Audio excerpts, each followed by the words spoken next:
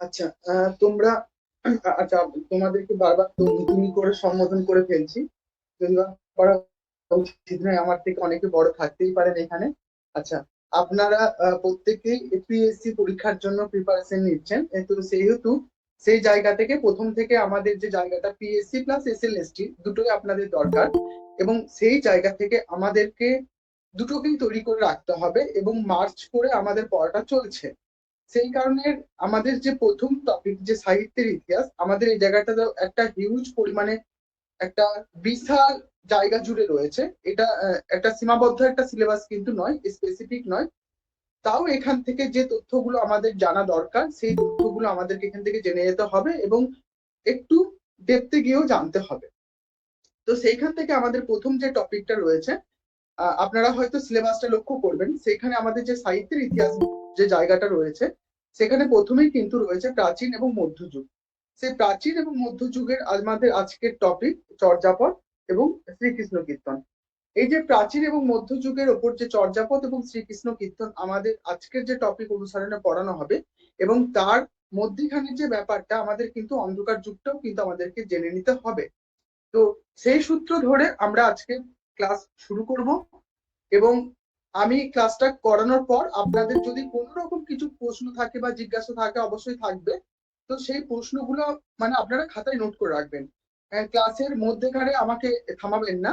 হয়তো এটা আপনাদের পক্ষেও ক্ষতি, এবং ধরুন আমি একটা গতিতে এগোবো, সেখানে একটু খারাপ হবে পড়াটাকে থামিয়ে দেওয়া। আপনারা প্রশ্নগুলো লিখে রাখুন, অবশ্যই ক্লাসের শেষে আপনারা সময় পাবেন, আপনারা তখন জিজ্ঞাসা করবেন। আমাদের প্রথম আজকে যে জায়গাটা দিয়ে শুরু করব, প্রথম যে জায়গাটা হলো চর্যাপদ।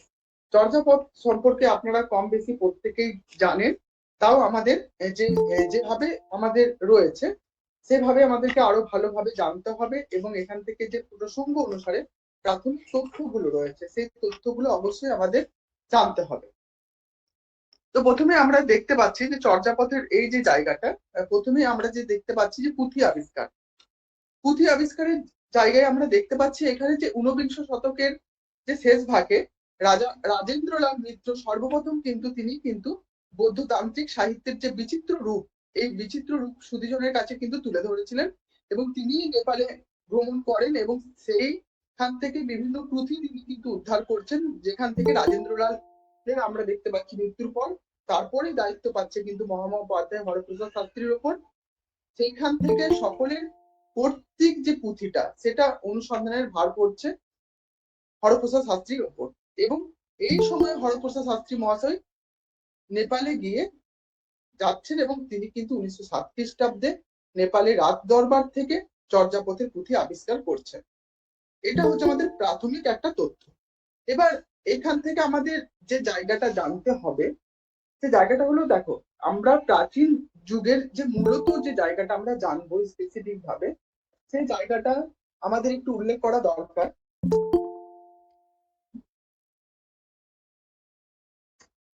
আমরা এখান থেকে দেখতে পাচ্ছি যে প্রাচীন যুগের সমসাময়িক কালটা আমরা যেটা বলো 650 থেকে বা 1200 সাল পর্যন্ত, এই সমসাময়িক সালটাকে ধরে নেওয়া হয় স্পেসিফিক ভাবে, এবং এই প্রাচীন কালের সমসাময়িক কাল 950 থেকে 1200 সাল পর্যন্ত রয়েছে। তো এই যে সমসাময়িক কাল, তার মধ্যে আমাদের এই 950 থেকে 1200 সালটা, এইটাকে একটু চর্যাপদের সমসাময়িক কাল হিসাবে, এবং তার এই যে 650 থেকে শুরু হচ্ছে প্রাচীন যুগের যে সূচনার যে বিভাজনটা আমি বললাম, সেই বিভাজনটা আপনারা একটু মনে রাখবেন। তো এখান থেকে আমরা দেখতে পাচ্ছি যে প্রাচীন যুগের একমাত্র আমরা যে প্রত্যেকে জানি নিদর্শন হচ্ছে চর্যাপদ। এই চর্যাপদ কিন্তু একটা যে ছড়া বা রূপকথা বা প্রবন্ধ, সে কিন্তু বলা যাবে না। আমরা চর্যাপদের ভাষা প্রত্যেকেই জানি যে কি একটা আলো আঁধারি ভাষা, আমরা পড়ে কিছুটা অবগত হতে পারি এবং কিছুটা অবগত হতে পারি না, যে কারণে চর্যাপদের ভাষাকে আমরা প্রত্যেকেই জানি যে সান্ধ্য ভাষা বলা হয়। এটা আমি এই জায়গাটা আলোচনা করব। আমি এই পুঁথি আবিষ্কারের জায়গাটা একটু আসি, যে জায়গাটায় আমরা প্রথমে আমরা দেখলাম যে মহামহোপাধ্যায় হরপ্রসাদ শাস্ত্রী ইনি কি করছেন, ইনি কিন্তু 3বার কিন্তু যাচ্ছেন। কোথায় যাচ্ছেন? চর্যাপদের পুঁথি সংগ্রহ করতে। কোথায় যাচ্ছেন না নেপালে। প্রথমবার যাচ্ছেন কিন্তু 1897 সালে, দ্বিতীয়বারে যাচ্ছেন 1898 সাল এবং তৃতীয়বার যাচ্ছেন 1907 সাল। এবং এই 1907 সালে কিন্তু তিনি কিন্তু কি করলেন, তিনি কিন্তু পুঁথি আবিষ্কার করলেন। সেখান থেকে তিনি কিন্তু 4টে পুঁথি কিন্তু সংগ্রহ করে আনছেন কোথায় না আমাদের এই বাংলার মধ্যে, যেখানে 4টে পুঁথি 4টে আলাদা পার্ট পার্ট ভাবে নাম রয়েছে। যে জায়গাগুলো কি, প্রথমটা হচ্ছে চর্যাচর্য বিনিশ্চয়, দ্বিতীয় হচ্ছে সর্বপাদের দোহা, তৃতীয় কৃষ্ণপাদের দোহা এবং চতুর্থ ডাকার্ণ। তার মধ্যে এই যে প্রথমটা, এই 4টি ভাগের মধ্যে প্রথমটা হচ্ছে চর্যাচর্য বিনিশ্চয়। এই প্রথমটা একমাত্র এইটাকে আমাদের ধরে নেওয়া হয় যে এটা কিন্তু একমাত্র বাংলা ভাষাতেই স্পেসিফিক ভাবে এটা কিন্তু রচনা করা। বাকি যে 3টে বলছি, সর্বপাদের দোহা, কৃষ্ণপাদের দোহা এবং ডাকার্ণ, এগুলো কিছুটা বঙ্গ কামরূপী ভাষার সংমিশ্রণে রচিত। এবার আমরা দেখতে পাচ্ছি এই 4টে জায়গাকে একসঙ্গে মার্চ করে 1916 সালে প্রকাশিত হলো চর্যাপদ।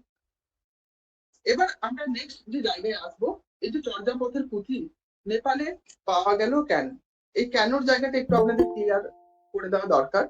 কারণ চর্যাপদের যখন রচনা শুরু হচ্ছে, সে শুরু হচ্ছে আমরা জানতে পারছি পাল রাজাদের আমলে। এবং এই পাল রাজাদের আমলে আমরা জানি যে এখানে কিন্তু এই যে বৌদ্ধ ধর্মাবলম্বীদের একটা পারিপার্শ্বিক দিক থেকে আমরা দেখতে পাচ্ছি তাদের প্রভাব কিন্তু আসছে, সেটা কিন্তু বাংলার মধ্যেও প্রভাবটা পড়ছে, যেখানে পাল রাজারাই ছিলেন কিন্তু মূলত বৌদ্ধ ধর্মাবলম্বী। সেই জায়গা সূত্র ধরেই আমরা দেখতে পাচ্ছি যে পাল যে বংশ, সেই বংশের পরেই আসছে বাংলায় কি বংশ, এই সূত্র ধরেই কিন্তু আসছে বাংলায় সেন বংশ। এবং এই সেন বংশ ছিল মূলত কিন্তু হিন্দু ধর্মাবলম্বী, হিন্দু ধর্ম অবলম্বন করে কিন্তু এই সেন বংশের সূচনা ঘটেছিল। এবং পরবর্তীকালে এই বৌদ্ধ সহজিয়াগণ যখন এদেশ থেকে যখন তারা বিতাড়িত হয়ে যাচ্ছে বা পালিয়ে যাচ্ছে, পালিয়ে গিয়ে কোথায় আশ্রয় নিচ্ছে, নেপালে সেখানে গিয়ে তারা আশ্রয় নিচ্ছে এবং আশ্রয় যখন গ্রহণ করছে, তখন তারা হিন্দু রাজাদের সময়ে যে বৌদ্ধরা যেভাবে স্থায়ীভাবে থাকতে পারে না, সেই জন্যই তারা কি করলো, তাদের সাথে তাদের রচনা সমগ্র নিয়ে গিয়েছিল। এবং এই কারণেই চর্যাপদটা কি হচ্ছে, বাংলার বাইরে পাওয়া যাচ্ছে। কোথায় পাওয়া যাচ্ছে, নেপালে পাওয়া যাচ্ছে। এইভাবেই কিন্তু পুঁথিটা কোথায় পাওয়া যাচ্ছে, নেপালে। এবার এই যে চর্যাপদ, এই চর্যাপদের যে জায়গাটা আমরা দেখতে পাচ্ছি, মূলত যে এই চর্যাপদের কথাগুলো আমরা যে এই যে বৌদ্ধদের যে ধর্মের যে জায়গাটাকে কেন্দ্র করে কিছু কিছু গোষ্ঠী সম্প্রদায় গড়ে উঠছে, সেগুলো হচ্ছে বজ্রযানী, হিনযানী, মন্ত্রযানী এবং সহজিয়া। শেষ পর্যন্ত আমরা দেখতে পাচ্ছি এই সহজিয়াকে কেন্দ্র করে চর্যাপদের একটা কাঠামো তৈরি হচ্ছে।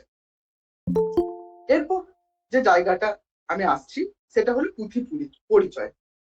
চর্যাপদের যে পুঁথি, সেই পুঁথিগুলো সম্পর্কে একটা প্রাসঙ্গিক তথ্য আমরা আলোচনা করব। প্রথমেই দেখতে পাচ্ছি যে চর্যাপদের যে পুঁথির যে জায়গাটা, সেখানে হরপ্রসাদ শাস্ত্রী মহাশয় আমরা জানি যে আবিষ্কৃত যে পুঁথিটা, সেটা প্রত্যেকেই আমরা হয়তো কম বেশি আমরা পড়ে এসেছি বা আগের তথ্য অনুসারে আমরা জানি যে এটা তালপাতায় লেখা। এবং এই যে তালপাতায় লেখা, এই যে একটা পাতার উভয় পৃষ্ঠাতেই কিন্তু পংক্তিগুলো কি ছিল, একটানা সাজানো অবস্থায় ছিল এবং প্রতিটি পৃষ্ঠার 5টা করে পংক্তি ছিল। এগুলো কিন্তু আপনারা জায়গাটা ভালো করে হাইলাইট করুন এবং মনে রাখবেন কিভাবে কটা পংক্তি ছিল, 5টা করে পংক্তি।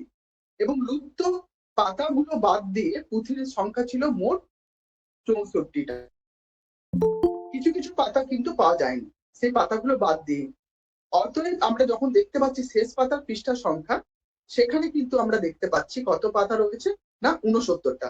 যেখানে যে পাতাগুলো আমাদের এখান থেকে পাওয়া যায় না, সেই পাতাগুলোর মধ্যে রয়েছে জায়গাগুলো কি, 35 নম্বর পাতা, 36 নম্বর পাতা, 37 নম্বর পাতা, 39 এবং 66 সংখ্যক পৃষ্ঠা কিন্তু এই পাতাগুলো কিন্তু পাওয়া যাচ্ছে না। এগুলো আপনারা কিন্তু তথ্য অনুসারে একটু মনে রাখবেন। দিয়ে দিতেই পারে পরীক্ষায় বিভ্রান্তি করার জন্য, হয়তো এই সংখ্যাগুলোই তুলে দেওয়া হলো এবং আরো অন্যান্য সংখ্যা তুলে ধরা হলো। আমাদেরকে কিন্তু এগুলো মনে রাখতে হবে, 35, 36, 37 এবং 39। প্রত্যেকটাই দেখুন আপনারা যে আমার 31-এর পর থেকে শুরু হওয়া এই যে 30-এর ঘরের পরবর্তী অংশ, এটা আপনারা একটু মনে রাখবেন এবং তার সঙ্গে মনে রাখবেন 66টা একটু মনে রাখবেন। এই পৃষ্ঠাগুলো কিন্তু পাওয়া যাচ্ছে না এবং প্রথম পাতার দ্বিতীয় পৃষ্ঠা থেকে এই গ্রন্থ শুরু হচ্ছে এবং পুঁথিটি যখন শুরু হচ্ছে তখন আমরা দেখতে পাচ্ছি কিভাবে শুরু হচ্ছে, যে এই যে নম শ্রী ব্রজ যোগিন্নয় শব্দ দিয়ে শুরু হচ্ছে। এটা একটু আপনারা মনে রাখবেন যে পুঁথিটা শুরু হচ্ছে কিভাবে শুরু হচ্ছে। তারপর টিকা এবং টিকার শেষে আমরা দেখতে পাচ্ছি কিছু গানের ক্রমিক সংখ্যা কিন্তু রয়েছে। এর সঙ্গেও আমরা দেখব পুঁথির পরিচয়ের জায়গায় পুঁথিতে বেশ কিছু গানের সংখ্যা রয়েছে এবং সেইখানে 50টি ফলের মধ্যে মাঝখানের যে শেষের কয়েকটি পাতা না পাওয়ায় সেখানে কিন্তু আমরা লক্ষ্য করব 23 সংখ্যক গানের যে 6টা চরণ রয়েছে সেখানে 24, 25 এবং 48 সংখ্যক গান প্রায় সম্পূর্ণ কিন্তু লুপ্ত। এই গানগুলো কিন্তু পাওয়া যায় না এবং সেই জন্য আমাদের মোট ধরে নেওয়া হয় যে চর্যাপদে মোট 46.5টা পদ পাওয়া গিয়েছে। এইটা আমাদের পুঁথি পরিচয়ের জায়গা প্রাসঙ্গিক তথ্য অনুসারে। আচ্ছা, এরপর যে জায়গাটায় আসবো সেই জায়গাটা হলো পুঁথির প্রকাশ। পুঁথির প্রকাশ আমরা জানি যে আমরা দেখলাম যে 1907 সালে কি হলো, চর্যাপদটা আবিষ্কারের জন্য সবাই শাস্ত্রী মহাশয়কে দায়িত্ব দেওয়া হলো। এবার এটা কখন প্রকাশিত হচ্ছে সালটা মনে রাখবেন 1916 খ্রিস্টাব্দে যখন বঙ্গীয় সাহিত্য পরিষদ থেকে 1000 বছরের পুরাণ বাংলা ভাষায় বৌদ্ধ গান ও দোহা, এই জায়গাটা এই নামটা কিন্তু আপনাদের মনে রাখতে হবে কি নামে প্রকাশিত হচ্ছে 1916 সালে। এবং এই গ্রন্থটা শাস্ত্রী মহাশয় প্রকাশ করছেন তার চর্যাপদে তার অন্তর্ভুক্ত বিষয় হিসাবে এবং এই সংকলনে কটা গ্রন্থ ছিল, টোটাল 4টে গ্রন্থ, যেটা একটু আগেও আমি আপনাদের সামনে তুলে ধরেছিলাম। সেইখানে যে জায়গাগুলো রয়েছে চর্য বিনিশ্চয় এবং সর্বপাদের দোহা, কৃষ্ণপাদের দোহা এবং ডাকার্ণ, এইগুলোকে একসঙ্গে মার্চ করে কি করা হলো, 1000 বছরের পুরাণ বাংলা ভাষায় গান এবং দোহা এই নামে 1916 সালে কিন্তু গ্রন্থটাকে প্রকাশ করা হলো। তারপরে দেখবো এই যে চর্যাপদের নামকরণ। চর্যাপদের নামকরণ নিয়ে বিভিন্ন মতামত রয়েছে। আমরা এই যে চর্যার গানগুলো, এই চর্যার গানগুলোর নাম কিন্তু হরপ্রসাদ রাখেন কি হিসাবে, চর্যার গানগুলোর নাম কিন্তু হরপ্রসাদ রাখছেন চর্যাপদ নামে, কেননা তার কাছে এই গানগুলো কিন্তু কি হিসাবে পরিচিত না, বৈষ্ণব কীর্তনের মতো। বৈষ্ণব কীর্তন বলে যখন এগুলো প্রতিভাত হচ্ছে তখনই কিন্তু মনে রাখবেন, যেহেতু বৈষ্ণবী রীতিতে পুরো গানটা জানি যে পদ হিসাবে উল্লেখ করা, সেই পদ অনুসারে যখন হরপ্রসাদ শাস্ত্রী মহাশয় চর্যাপদের নামকরণ করছেন সেইখানে তিনি কিন্তু সংস্কৃতে শাস্ত্র অনুসরণে সেই পদ রচনার দুটো পংক্তি এবং সম্পূর্ণ রচনাটাকে কিন্তু তিনি উল্লেখ করছেন, বা এই যে দুটো পংক্তি বা সংস্কৃত যে পদ রচনার এই পংক্তির জায়গাটা তিনি কিন্তু সম্পূর্ণকে যে বোঝাবেন সেটাও কিন্তু নয়। সেই দিক থেকে আমাদের এই যে নামকরণ, এই নামকরণটা কি, এই নামকরণ নিয়ে অনেক রকম গোলমাল রয়েছে। সেই জায়গা থেকে অনেকেই এই চর্যা গীতি বা চর্যা গান হিসাবে একে দেখতে চেয়েছেন এবং এখানে দেখতে পাচ্ছি যে মূল পুঁথিটার নাম নিয়ে বিভিন্ন রকম সমস্যা রয়েছে নামকরণটা নিয়ে। সেখানে হরপ্রসাদ শাস্ত্রী মহাশয় নাম দিচ্ছেন চর্য বিনিশ্চয়। এই যে চর্য বিনিশ্চয় এই নামটা হরপ্রসাদ শাস্ত্রী পেয়েছিলেন 1 নম্বর কথা এটা মনে রাখবেন যে বস্তু নির্দেশক শ্লোক থেকে। কোথা থেকে পাচ্ছেন এই বস্তু নির্দেশক শ্লোক, কিন্তু তিনি এটা কিন্তু সংগ্রহ করতেন, যেখানে তিনি শ্রী লুই চরণাদির সিদ্ধ রচিত পাশ্চর্য চয়ে এই নামকরণে এই যে শ্লোকটা, এই শ্লোকটার অনুসরণ করে তিনি কিন্তু নিজের মতো করে কাটছাট করেছিলেন এবং কাটছাট করে নিজের ইচ্ছে মতো নাম কিন্তু বানিয়েছিলেন, যেখানে বিদুসাগর শাস্ত্রী এই কারণে নামটা পাল্টে রাখতে চেয়েছিলেন যে কি আশ্চর্য চর্যাচয়। এবার অন্যান্য যেসব নামকরণ আমরা এখান থেকে পাচ্ছি সেখানে আমরা দেখব এই যে সুকুমার সেন চর্যাগীতি পদাবলী, অনিল কুমার বন্দ্যোপাধ্যায় চর্যাগীতিকা, শশীভূষণ দাশগুপ্ত চর্যাগীতি, নীলরতন সেন চর্যাগীতি কোষ এবং মণিদত্তের টিকায় রয়েছে চর্যাগীতি কোষ ও বৃত্তি। প্রত্যেকটা নাম আপনারা একটু ভালো করে মনে রাখবেন যে কে কি নাম দিচ্ছেন, এই নামকরণটা একটু আপনারা মনে রাখবেন। এরপর যে আমরা দেখলাম যে এই জায়গাটাই এই নামে এই যে নামকরণটা, এই যে আমরা দেখতে পেলাম যে কেউ আশ্চর্য চর্যাচয় বা চর্যাচর্য বিনশ্চয় বা মানে এতগুলো নামকরণ করা হচ্ছে। এই নামকে আমরা দেখতে পাচ্ছি যে পদ বা গীতি বা কোষ বৃত্তি এই শব্দগুলো বেশিরভাগ দেখুন এই শব্দগুলো কিন্তু নামকরণের ক্ষেত্রে গুরুত্ব পাচ্ছে। সেখানে পদ বলতে আমরা বলেছি কি যে সংস্কৃত রচনার ক্ষেত্রে পদ বলতে আমাদের কি আমরা মনে রাখি যে দুটো পংক্তি। আর গীতি বলতে আমরা কি মনে রাখতে পারি? গীতি বলতে আমরা মনে রাখতে পারি যেখানে গানের সংগ্রহ রয়েছে। এবং কোষ, কোষ বলতে বোঝাচ্ছে বিষয় অনুযায়ী পরপর জিনিসটাকে কি হচ্ছে সাজানো, কোন একটা সংকলন। আর বৃত্তির অর্থ হচ্ছে টিকা। তো এই যে চারটা আমাদের যে নামগুলো, যে এই যে পদ, গীতি, কোষ, বৃত্তি যাই বলুন না কেন, এই নিরিখে চর্যার পুঁথিকে বিচার করলে আমরা দেখতে পাচ্ছি একধারে গীতি রয়েছে, কোষ রয়েছে এবং বৃত্তির একটা পারিপার্শ্বিক দিক থেকে একটা সমন্বয় সাধন করছে।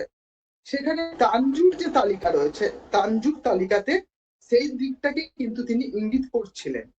এবং এই যে নামটা, এই নামটা কি হওয়া উচিত ছিল? চর্যাগীতি কোষবৃত্তি, বা যেখান থেকে আমরা দেখতে পাচ্ছি বাংলায় ব্যবহৃত হচ্ছে নাকি বহু বচনাত্মক একটা নামকরণ কিন্তু বাংলা সাহিত্যে কিন্তু চলে আসছে। তাই স্বভাবত এই জায়গাটাকে কিন্তু বাদ দেওয়া যেতে পারে। তাই স্বভাবতই আমরা দেখতে পাচ্ছি যে বাঙালি গবেষণার কারোর নামই যে খুব গুরুত্বপূর্ণ উপযুক্ত হয়েছে সেটা কিন্তু কখনোই বলা যাবে না। প্রবোধচন্দ্রের তানজুর তালিকার একটা নাম ছিল, তবু তিনি সেটা পুরোপুরি গ্রহণ করেননি। তাই ফলে নামকরণটা একটা অসম্পূর্ণ বিষয় হিসাবেই থেকে গেছে। এটা হচ্ছে নামকরণের জায়গা, এটা একটা অসম্পূর্ণ বিষয় হিসাবে থেকে যাচ্ছে। এবং চর্যাপদ এই নামটাই কিন্তু হরপ্রসাদ শাস্ত্রী তিনি যেহেতু আমাদের গবেষণার মূল ধাপ মানে শুরু করেছেন, নামটাই কিন্তু রয়েছে। এটা একটু আপনারা, আর এই নামগুলো অবশ্যই আপনারা পরীক্ষার জন্য। এরপর আমরা দেখব যে রচনাকাল। এই যে চর্যাপদ যে রচনা হচ্ছে, আমি একটু আগে প্রাচীন বাংলার যে সাহিত্যের যে সময়কালটা, সেই সময়কালটা আমি আপনাদের বলেছিলাম যে দুটো সময়কাল রয়েছে। সেটা যেটাই বলুন কেন, প্রাচীন যে কালটা সেটা 650 বা 950 থেকে 1200, এই যে সমসাময়িক সালটা, এই সালটা নিয়ে একটা প্রত্যেকের মনে একটা দ্বিধাদ্বন্দ্ব শুরু হয়েছে। সেখানে রচনাকাল নিয়ে একটা বিতর্ক, যেখানে মোহাম্মদ শহীদুল্লাহ মতে বলছেন যে চর্যাপদ আবিষ্কৃত হচ্ছে সপ্তম শতাব্দীর মধ্যে। রাহুল সাংকৃত্যায়নের মতে তিনি বলছেন যে অষ্টম থেকে দ্বাদশ শতাব্দী রচনা মানে রচিত হচ্ছে। সুকুমার সেনের মতে দশম থেকে দ্বাদশ শতাব্দীতে রচিত হচ্ছে। এবং সুকুমার মুখোপাধ্যায়ের মতে তিনি বলছেন যে অষ্টম থেকে একাদশ শতাব্দীর মধ্যে রচিত হচ্ছে এবং সুনীল দশম থেকে দ্বাদশ শতাব্দীর শেষ ভাগে রচিত হচ্ছে। তাহলে এত কিছু রচনা বা রচনার সাল নিয়ে এই যে একটা বিতর্ক, যাই থাকুক না কেন, সব থেকে পার্টিকুলারলি আপনারা মনে রাখবেন যে এই সমসাময়িক সালগুলোকে কেন্দ্র করে গবেষকগণ এই সিদ্ধান্তে এসেছেন যে নবম থেকে কিন্তু রচিত হয়েছিল। এরপর যে জায়গাটা নিয়ে আমরা আলোচনা করব, এই যে জায়গাটা বললাম গ্রন্থের যে প্রকাশটা, আমাদের এই জায়গাটা এই সম্পর্কে মনে রাখতে হবে। এখানে আর বিশেষ কিছু সেরকম কোনো তথ্য নেই, এই তথ্যটাই আপনারা মনে রাখবেন। এরপর চর্যাপদের যে ভাষা, সেই ভাষা নিয়ে একটা পণ্ডিত মহলে একটা বিতর্কের সৃষ্টি হচ্ছে। সেখানে আমরা লক্ষ্য করব যে হরপ্রসাদ তার মধ্যে কিন্তু চর্যাপদের ভাষা কিন্তু সন্ধ্যা ভাষা, যেটা আমরা প্রত্যেকেই জানি। সন্ধ্যা ভাষা যে জায়গাটা সংজ্ঞা অনুসারে বিশ্লেষণ করে এটা বলা হয় যে সন্ধ্যা ভাষা আমরা মূলত বুঝতে পারি যে চর্যাপদের পদগুলো দেখবে আপনারা যখন পাঠ করেন বা যখন পাঠ করবেন, পাঠ করেছেন হয়তো চর্যাপদ আপনারা হয়তো পড়েছেন। সেই চর্যাপদের প্রত্যেকটা পদগুলো আমাদের যখন আমরা পাঠ করি প্রত্যেকটা কিন্তু আমাদের কিছু কিছু পদ কিন্তু আমাদের কি হয়, আমরা প্রত্যেকটা কিন্তু স্পষ্ট মানে বুঝতে পারি, যে কিছু বুঝতে পারি এবং কিছুটা বুঝতে পারি না। এই যে কিছুটা বোঝা যাচ্ছে এবং কিছুটা বোঝা যাচ্ছে না, এটাকে বলা হচ্ছে আধারী বা সান্ধ্য ভাষা।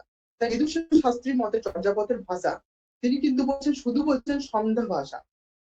এবং পাঁচকুই অধ্যায়ের মতে এই চর্যাপদের ভাষা যেহেতু বলছে ভাষাটা হচ্ছে সন্ধ্যা দেশের ভাষা, কেননা অর্ধেক বোঝা যায় অর্ধেক বোঝা যায় না।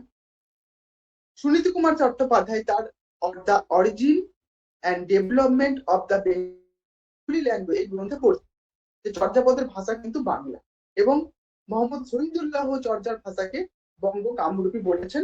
এটা একটু আগে কিন্তু আমি আপনাদের সামনে একবার কিন্তু বলেছিলাম প্রথমেই পড়াতে গিয়ে।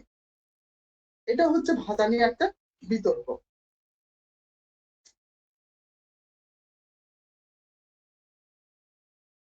এবার যেটা বলবো, সন্ধ্যা ভাষা কি, যেটা একটু আগে বললাম যে হরপ্রসাদ শাস্ত্রীর মতে সন্ধ্যা ভাষা হচ্ছে কি না আলো আধারী ভাষা। যে ভাষাটা কি আমরা কিছুটা বুঝতে পারি এবং কিছুটা বুঝতে পারি না, কতকটা অন্ধকার এবং খানিকটা বোঝা যায় খানিকটা বোঝা যায় না। অর্থাৎ এটাই বিদ্যাসাগর শাস্ত্রীর মতে এই যে শব্দের অর্থটাই হচ্ছে অভিপ্রেত, অর্থাৎ কি সন্ধ্যা দেশের ভাষা, যেটা বোঝা যায় বা বোঝা যায় না, আলো আধারির মধ্যে রয়েছে। এবং এই যে পাঁচকুড়ি বন্দ্যোপাধ্যায় বলছেন যে সন্ধ্যা ভাষা হচ্ছে সন্ধ্যা দেশের ভাষা, যেখানে টিকাকার আমরা জানি চর্যা টিকাকার মুনি দত্ত এর মতো কিন্তু গুড়াপ্ত একটা প্রচ্ছন্ন রেখে দিচ্ছেন, একটা অস্পষ্টতার ছাপ থেকে আছে, এই ভাষারই লক্ষণ বলে কিন্তু মনে করছেন। এবার চর্যার যে টিকা প্রসঙ্গ, একটু আগে বললাম যে চর্যা টিকার আমরা প্রত্যেকটা যিনি মুনি দত্তই তিনি কিন্তু চর্যা টিকার কৃত আবিষ্কৃত। তাই চর্যা টিকার যে প্রথম যে নামটা আমরা পাচ্ছি নির্মল গিরা টিকা, যেখানে টিকাকার হলেন কিন্তু মুনি দত্ত। এবং এই চর্যাপদের টিকা নির্মল গিরা এটা কোন ভাষায় রচিত হয়েছিল? সংস্কৃত ভাষায়। এবং এই টিকার প্রথম অনুবাদ করেছিল কীর্তিচন্দ্র, এবং এই টিকাটি আবিষ্কার করেছিলেন প্রবোধচন্দ্র বাগচি। তাহলে এখানে কিন্তু টিকা প্রসঙ্গে কিন্তু আমাদের অনেকগুলো তথ্য কিন্তু আমাদের সামনে উপস্থাপন হচ্ছে, যেগুলো পরপর রাখবেন। চর্যার টিকার নাম ছিল নির্মল গিরা টিকা, এই টিকাকার হলেন মুনি দত্ত, এবং এই চর্যাপদের টিকা নির্মল গিরা সংস্কৃত ভাষায় রচিত, এবং এই টিকার তিব্বতী অনুবাদ করেছিলেন কীর্তিচন্দ্র, এবং এই টিকাটি আবিষ্কার করেছিলেন প্রবোধচন্দ্র বাগচি। এই যে আমি একটু এই জায়গাটা বলেও নি, এই যে তিব্বতী অনুবাদের যে পুঁথিটা আবিষ্কার করেছিল, কে করেছিলেন? প্রবোধচন্দ্র বাগচি। সেই সালটা একটু আপনারা মনে রাখবেন। প্রাসঙ্গিক তথ্য অনুসারে এই এতটা আপনাদের জানার কোনো কথা নয়, কিন্তু প্রসঙ্গ অনুসারে একটু আপনাদের জানা দরকার, সেই জন্য আমি একটু বলে নিচ্ছি। আপনারা পারলে এই জায়গাটা একটু ভালো করে মন দিয়ে শুনুন। এই জায়গাটা বলা হচ্ছে যে চর্যার যে তিব্বতী অনুবাদ, এই টিকা কার্ডের জায়গাটা, এইখানে আমরা দেখতে পাচ্ছি পুঁথিটা কিন্তু আবিষ্কার করছেন কে? প্রবোধচন্দ্র বাগচি। এবং 1956 সাল যখন, এই 56 সালে প্রবোধচন্দ্র এবং শান্তি ভিক্ষু এটাকে প্রকাশ করছেন। কি নামে প্রকাশ করছেন? চর্যা গীতি কোষ নামে, যেটা তিব্বতী ভাষা থেকে সংস্কৃত ভাষায় অনুবাদ করা হয়েছিল, এবং অনুবাদ করার পর কিন্তু এটা প্রকাশিত হচ্ছে। তাই এই পুঁথিটা কিন্তু কখনো খণ্ডিত একটা যে পুঁথি সেটা কিন্তু নয়। এই যে তিব্বতী অনুবাদটা, এটা অনুবাদ করছেন কে? আমরা একটু আগে বললাম কীর্তিচন্দ্র। এই পুঁথি থেকে জানা যাচ্ছে যে চর্যা টিকাকারের নাম হচ্ছে মুনি দত্ত, এবং যেটা জানবে যে পণ্ডিতদের বিচারের জন্য যেখানে 100 চর্যা ছিল, সেই 100 চর্যার একটা কোষ সংগৃহীত হয়েছিল। সেইখান থেকে মুনি দত্ত তার 50টা গানের অর্থ একটা টিকার আকারে প্রকাশ করেছিলেন। তিব্বতী পুঁথির এই নাম যখন তানজুর অনুসারে প্রকাশিত হচ্ছে, তখনই কিন্তু এটা চর্যা গীতি কোষ বৃত্তি নাম অনুসরণে এটা প্রকাশ হচ্ছে। এটা আপনারা মনে রাখবেন, নির্মল গিরা টিকা, এটা টিকাকার আবিষ্কার হচ্ছেন মুনি দত্ত।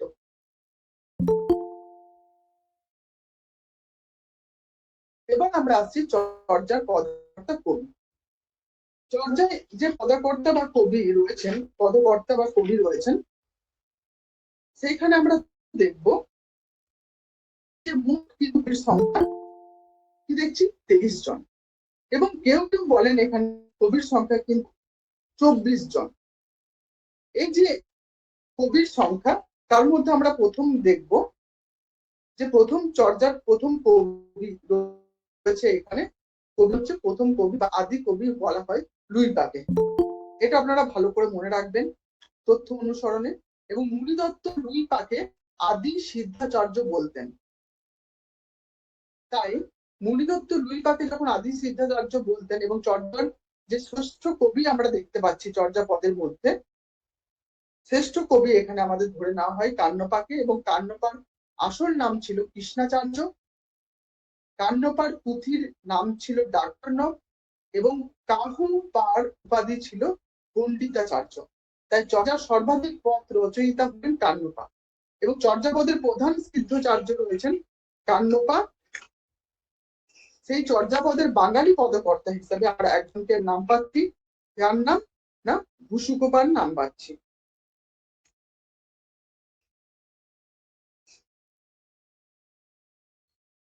এটা হলো আমাদের চর্যাপদের কবি সম্পর্কে একটা প্রাথমিক ধারণা। এবং তারপরে আমাদের যে পদকর্তা বা কবি রয়েছে, সেখানে চর্যাপদের যে চিত্র ধর্ম বা কিছু দিক ইঙ্গিত করা হচ্ছে, যেখানে ভূসুকোপা, শান্তিপা প্রত্যেকের, এই যে আমরা চর্যাপদের চিত্রধর্মী কবি হিসাবে আমরা কাকে পাচ্ছি, এগুলো প্রশ্ন কিন্তু আপনাদের চলে আসবে।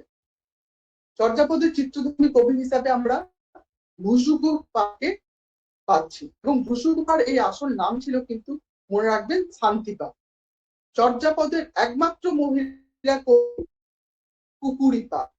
ইনি কিন্তু আমরা পদ পেয়েছি ওনার, যে চর্যাপদের ছদ্মনাম যুক্ত কবি রয়েছে গুন্টুরি কুকুরি, এবং বাংলার আদি কবি মিননা, এবং চর্যার যে নতুন কবি রয়েছে আন্ত বিরুশ্রী। এই কবির জায়গাটা আপনার একটু ভালো করে, এই তথ্যগুলোই বলছি, এই তথ্যগুলো একটু মনে রাখবেন ভালো করে। এরপর চর্যাপদের গবেষক। চর্যাপদের গবেষক অনুসারে আমরা দেখতে পাচ্ছি যে অবাঙালি পণ্ডিত রাহুল সংকীর্তায়ন, ইনি একজন ছিলেন ধর্মবীর ভারতী। চর্যাপদের তার মধ্যে আমরা দেখতে পাচ্ছি যে দুজন বিদেশি গবেষক ছিলেন। এই গবেষক এবং ডক্টর জি টুসি। পরবর্তীকালে আমরা দেখতে পাচ্ছি যে মুসলিম গবেষক হিসাবে মোহাম্মদ শহীদুল্লাহ এবং সৈয়দ আলী হাসান, এনারা কিন্তু প্রত্যেকেই কিন্তু চর্যাপদের পদ সংক্রান্ত ব্যাপারে গবেষণা কিন্তু চালিয়ে গেছিলেন। তারপর আমরা আসবো চর্যাপদের পদ সংখ্যা।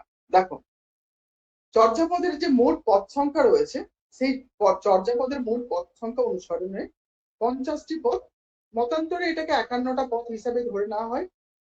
এবং সেখান থেকে চর্যাপদের যে প্রাপ্ত পুঁথি, সেই প্রাপ্ত পুঁথির সংখ্যা ছিল আমাদের 46টি। এবং চর্যাপদের যে শেষ পাতাটা ছিল, সেই শেষ পাতাটা 69 পাতা, এবং চর্যাপদের যে লুপ্ত পাতাগুলো ছিল, যেগুলো আমি একটু আগে আপনাদেরকে বলেছি, যে এই ক্রমটা কিন্তু আপনারা মনে রাখবেন 35, 36, 37, 39 এবং 66। এটা হলো চর্যাপদের পদ সংখ্যা। এবার যে চর্যার যে অনুবাদ করছেন, বিভিন্ন ভাষা অনুবাদ হচ্ছে, কোন কোন ভাষায় কি কি ভাবে চর্যাপদটা অনুবাদ হচ্ছে। চর্যার হিন্দি অনুবাদক, হিন্দি ভাষায় অনুবাদ করেছিলেন রাহুল সংকীর্তায়ন। তিনি 1957 খ্রিস্টাব্দে অনুবাদ করেছিলেন, এবং এই অনুবাদে চর্যাপদের নাম ছিল দোহা কোষ নামে। এবং এই চর্যার ইংরেজি অনুবাদক করেছিলেন, মনে রাখবেন, পিসি বাগচি। তারপরে আসছেন সুনীতি কুমার চট্টোপাধ্যায়। এই প্রথম তিনি জানাচ্ছেন যে চর্যার তিব্বতী অনুবাদ আছে, এবং নির্মল গিরার টিকায় এই তিব্বতী অনুবাদ করেছিলেন কে? কীর্তিচন্দ্র। এই ধারণাটা কে দিচ্ছেন? ধারণাটা কিন্তু দিচ্ছেন আমাদের ভাষাচার্য সুনীতি কুমার চট্টোপাধ্যায়। তারপরে নীলরতন সেন 1978 খ্রিস্টাব্দে চর্যাপদ ফটোকপি প্রকাশ করছেন, এবং চর্যাপদকে বাংলায় প্রথম লিখছেন মনীন্দ্র মোহন বসু। তথ্যটা খুব গুরুত্বপূর্ণ, বাংলায় প্রথম লিখছেন কিন্তু মনীন্দ্র মোহন বসু। এবার আমরা আসবো চর্যার কবি এবং তাদের রচিত পদ্যের জায়গাগুলো। দেখো, আমরা সব থেকে দেখতে পাচ্ছি চর্যাপদ রচনায় দক্ষতা বিশেষ দেখিয়েছেন কান্নপা। তার 13টা পদ রয়েছে। পদগুলোর কোন কোন পদগুলো আমি একটু তুলে ধরেছি। পদগুলো এত ধরে ধরে বিশ্লেষণ করে পড়ানো তো নয়, আপনাদের শুধু তথ্যগুলো জানতে হবে এবং আপনারা প্রয়োজনে পড়বেন চর্যাপদটা, এবং আমি যেভাবে বলছি সেভাবে মনে রাখবেন। কান্নপার রচিত 13টা পদ রয়েছে, যেখানে 7, 9, 10, 11, 12, 13, 18, 19, তারপর 24, 36, 40, 45, 45। আপনাদের মনে রাখার সুবিধার্থে আপনারা মনে রাখবেন কিভাবে, আমি যেভাবে মনে রাখি। 7, 9, 10 প্রথমেই যে জায়গা রয়েছে 1 থেকে 10-এর মধ্যে জায়গা আমি ভেবে নিলাম। তারপর 11, 12, 13, 18, 19 এই পর্যন্ত থামলাম। তারপর 24 একটাই রয়েছে। তারপর 36 একটা জায়গায় রয়েছে। 42, 45 কোন কোন ঘরের মনে রয়েছে, কিভাবে রয়েছে, কান্নপার লেখা কটা পদ, এই তথ্যগুলো একটু মনে রাখবেন। 13টা পদ। ভূসুকুপার পদ রয়েছে 8টি। 6 সংখ্যক 21, 23, 27, 30, 41, 43 এবং 49। সরহপার পদ রয়েছে 4টি। 22, 32, 38 এবং 39। কুকুরিপা 3টি, 2, 20 এবং 48। লুইপার 2টো, 1 এবং 29 খুব গুরুত্বপূর্ণ জায়গা এটা, যেহেতু লুইপাকে আমাদের আদি কবি বলা হচ্ছে চর্যাপদে। মনে রাখবেন ওনার 1 এবং 20 রয়েছে। সবর পার 2টো রয়েছে 8 এবং 22। ছান্দবার 2টি রয়েছে 15 এবং 26। এবার চর্যার যে বিখ্যাত পদগুলো রয়েছে এবং এই পদগুলোর পদকর্তা কে কে, বিখ্যাত পদগুলো দেখবেন খুব, যারা এমএসসি টা দিয়েছেন বুঝতে পারছেন যে চর্যাপদ খুঁজতে গিয়ে প্রশ্ন হচ্ছে সেটা কিন্তু নয়। আপনারা একটু ভালো করে পড়লেই কিন্তু মনে রাখবেন, এবং বিশেষ যে পদগুলো আমাদের মনে রাখতেই হবে সেই তথ্যের জায়গাটা আমাদেরকে ভালো করে মনে রাখতে হবে। সেটা কোন জায়গাটা, এই কা আর তরুবর পঞ্চমী ডাল 1 নম্বর পদ কার লেখা, লুইপার লেখা। খুব গুরুত্বপূর্ণ পদ, আপনারা প্রত্যেকে জানেন। দুই পিতা ধর্ম ন যায়, এই পদটি 2 সংখ্যক কুকুরিপাত লেখা। সুন্দর হুগলি পূর্ণা নাবি, এটা 8 সংখ্যক পদ কম্বলপাট লেখা। নগর বাহিরে রে ডুম্বি তৈরে কুড়িয়া 10 সংখ্যক পদ কান্নপাট লেখা। নিশি আন্ধারি মুষার চারা 21 সংখ্যক পদ ভুচুকু পাদ লেখা। উঁচা উঁচা পার্বত্য শহরী বালি, এটি 28 সংখ্যক পদ সবর পাদ লেখা। হারিত ভাত নাহি নীতি আবেশী 33 সংখ্যক পদ। এটা একটু পিপিটিতে একটু গন্ডগোল হয়েছে, এটা কারেকশন করে দেওয়া হবে। এটা ঢের লেখা। এগুলো বিখ্যাত পদ এবং পদকর্তা, এই নাম আপনারা মনে রাখবেন। তারপর যে জায়গাটা রয়েছে, এই যে যে জায়গাটা খুব গুরুত্বপূর্ণ, এই জায়গাটা হচ্ছে আমাদের কিছু কিছু আমরা দেখতে পাচ্ছি প্রবাদ। চর্যাপদের যে গুরুত্বপূর্ণ প্রবাদ গুলো, কি কি প্রবাদ এবং কোন কোন প্রবাদ গুলো খুব গুরুত্বপূর্ণ এবং এই প্রবাদ গুলোর অর্থটা কি। চর্যাপদের প্রবাদ প্রবচনের একটা গুরুত্বপূর্ণ জায়গা রয়েছে, এবং এই পদগুলোর গুরুত্বপূর্ণ যে প্রবাদগুলো রয়েছে সেই প্রবাদগুলো জানতে হবে এবং পদগুলো মনে রাখতে হবে। আমরা দেখতে পাচ্ছি প্রথমে রয়েছে আপনা মাংসে হরিণা, এই প্রবাদটা 6 নং পদ কার লেখা, ভুসুকু পাদ লেখা। একটা বিখ্যাত আমরা জানি যে কি হচ্ছে, হরিণের মাংসের জন্যই, তার জন্যই কিন্তু সে নিজের মাংসের জন্যই কিন্তু শত্রু, হরিণ তার মাংসের জন্যই শত্রু। দুহেলা দুধু কি বেন্টের সময়, কি বলা হচ্ছে, এইটা হচ্ছে কত নম্বর পদ, 33 নম্বর পদ। কার রচনা, ঢেন্ডেনো পাদের রচনা। এবং এখানে বলা হচ্ছে দহন করা দুধ কিভাবে কি কোনোভাবে কি বাটে প্রবেশ করানো যায়, এখানে সেই কথাই বলা হচ্ছে। হাতের কাকন মা লৌ দাপন, এখানে কি বলা হচ্ছে, এটা কত সংখ্যক পদ, এটা 32 সংখ্যক পদ সহপাদের রচনা। এখানে বলা হচ্ছে হাতের কাকন দেখার জন্য দর্পণের প্রয়োজন হয় না। হাড়িত ভাত নাহি নীতি আবেশী, এটাও কিন্তু মনে রাখবেন 33 সংখ্যক পদ ঝেন্ডানো পাদেরই লেখা। সম্ভবত হাড়িতে ভাত নেই অথচ প্রত্যেক দিন অতিথি এসে ভিড় করছে, এই পদে কিন্তু সেটাই বলা হচ্ছে। তারপর বলা হচ্ছে বর শুনো গহিলি কি মো দুঃখ বলং দে। এখানে কি বলা হচ্ছে? দুষ্ট গরুর চেয়ে শূন্য গোয়াল অনেক ভালো। এটা 39 সংখ্যক পদ, সরপাদের রচনা।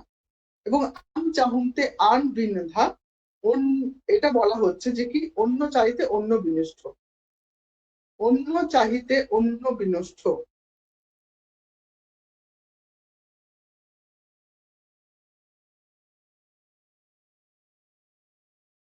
এবার আমরা যে জায়গাটা লক্ষ্য করব, চর্যার যে ছন্দ। দেখো, চর্যার ছন্দ বলতে গেলে আমাদেরকে মনে রাখতে হবে যে চর্যার ছন্দকে বর্জন করা হচ্ছে। এখানে অনেক রকম যে অক্ষর সংখ্যা বা স্বরের লঘু গুরুর একটা শাসন কি হয়েছে, সেখানে বাংলা ভাষার যে বিভদ্র অবহট্ট ভাষার যে একটা প্রভাব রয়েছে শাসাঘাত প্রবণতার সঙ্গে, আমরা দেখতে পাচ্ছি এর সঙ্গে কিন্তু কোনোভাবে মেলানো যায়। তাই চর্যাগাতির যে মূলত পাদাকুলক ছন্দে, এটা মনে রাখবেন।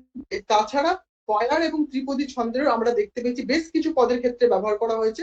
এবং এই চর্যাপদের ক্ষেত্রে 16 মাত্রা, 15 মাত্রা, 14 মাত্রা, বিভিন্ন পদের মাত্রা, যে একটা যে আদর্শ মাত্রা সব ক্ষেত্রে রক্ষিত হবে সে কিন্তু হয়নি। এবং পাদাকলক থেকে কি পাদাকুলক ছন্দ, মানে ছন্দের বেশিরভাগ ক্ষেত্রে আদিম বয়ারগুলো অভিহিত করছেন, এটা মনে রাখবেন। এবং এই পাদাকুলক ছাড়া ব্যবহৃত অন্যান্য ছন্দ যেগুলো ধোয়া, চপুয়া, চৌগলা, বরহট্টা প্রভৃতি উল্লেখযোগ্য এরকম ছন্দ কিন্তু রয়েছে, এটা মনে রাখবেন। তার মধ্যে চর্যাগতির মূলত পাদাকুলক ছন্দে লেখা, এটা আপনারা ভালো করে মনে রাখবেন।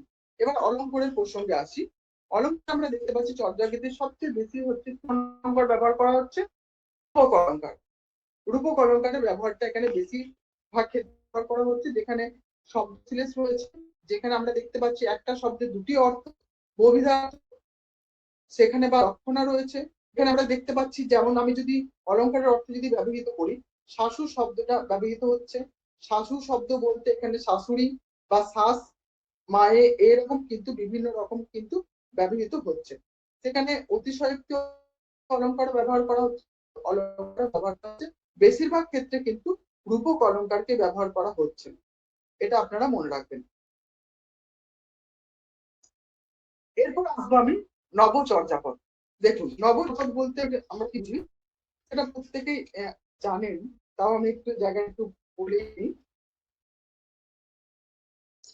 আচ্ছা, হরপ্রসাদ শাস্ত্রী মহাশয়, এরপর আমরা যখন দেখতে পাচ্ছি ডক্টর শশীভূষণ দাসগুলো কি করছেন, নেপাল থেকে আরো কি করছেন 250টা কিন্তু চর্যা গান আবিষ্কার করেন।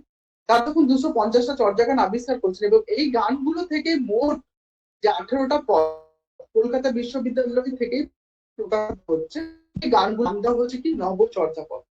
এই নবচর্যাপদ কি করছেন অসিত কুমার বন্দ্যোপাধ্যায়, তার সম্পাদনায় কলকাতা বিশ্ববিদ্যালয় থেকে 1989 খ্রিস্টাব্দে প্রকাশিত হচ্ছে। এবং খ্রিস্টাব্দে প্রকাশিত হচ্ছে নবচর্যাপদে, তাই এখানে 18টি পদ কিন্তু স্থান পেয়েছে। এটাই রয়েছে প্রাসঙ্গিক তথ্য, আমি বিশেষ করে বড় করলাম না, কেননা এই তথ্যগুলোই আপনাদের জানতে হবে। এরপর আমরা যে জায়গাটায় আসবো, আচ্ছা, এই পর্যন্ত কারোর যদি কোনো প্রশ্ন থাকে আমাকে 1 মিনিট আমি আপনাদের সময় দিচ্ছি, আপনারা একটু করে নিতে পারেন। আমি তারপর প্রশ্ন করব না, করবে প্রশ্নগুলো কি নেবেন না এখনই? আমার পড়ানো এখন আপনারা বুঝতে পারছেন, 3টে টপিক রয়েছে, চর্যাপদ এবং অন্ধকার যুগটাও একটু উদ্ভূত হবে, তারপরে শ্রীকৃষ্ণ কীর্তন রয়েছে। যেহেতু তথ্যের জায়গা, সেই ক্ষেত্রে আমি কি আগে পড়িয়ে নেবো তারপরেই প্রশ্ন নেব, না তোমরা এখন প্রশ্ন করে নেবে? কোনটা করলে আপনাদের সুবিধা হবে?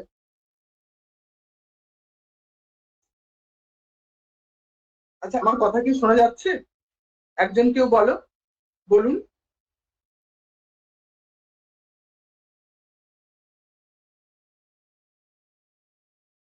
আমার কথা কি আপনারা শুনতে পাচ্ছেন? হ্যাঁ, শোনা যাচ্ছে। আচ্ছা, আচ্ছা, প্রশ্নগুলো তাহলে শেষেই নেই, তাই তো? এখনো যেহেতু অনেকগুলো টপিক বাকি রয়েছে আমাদের।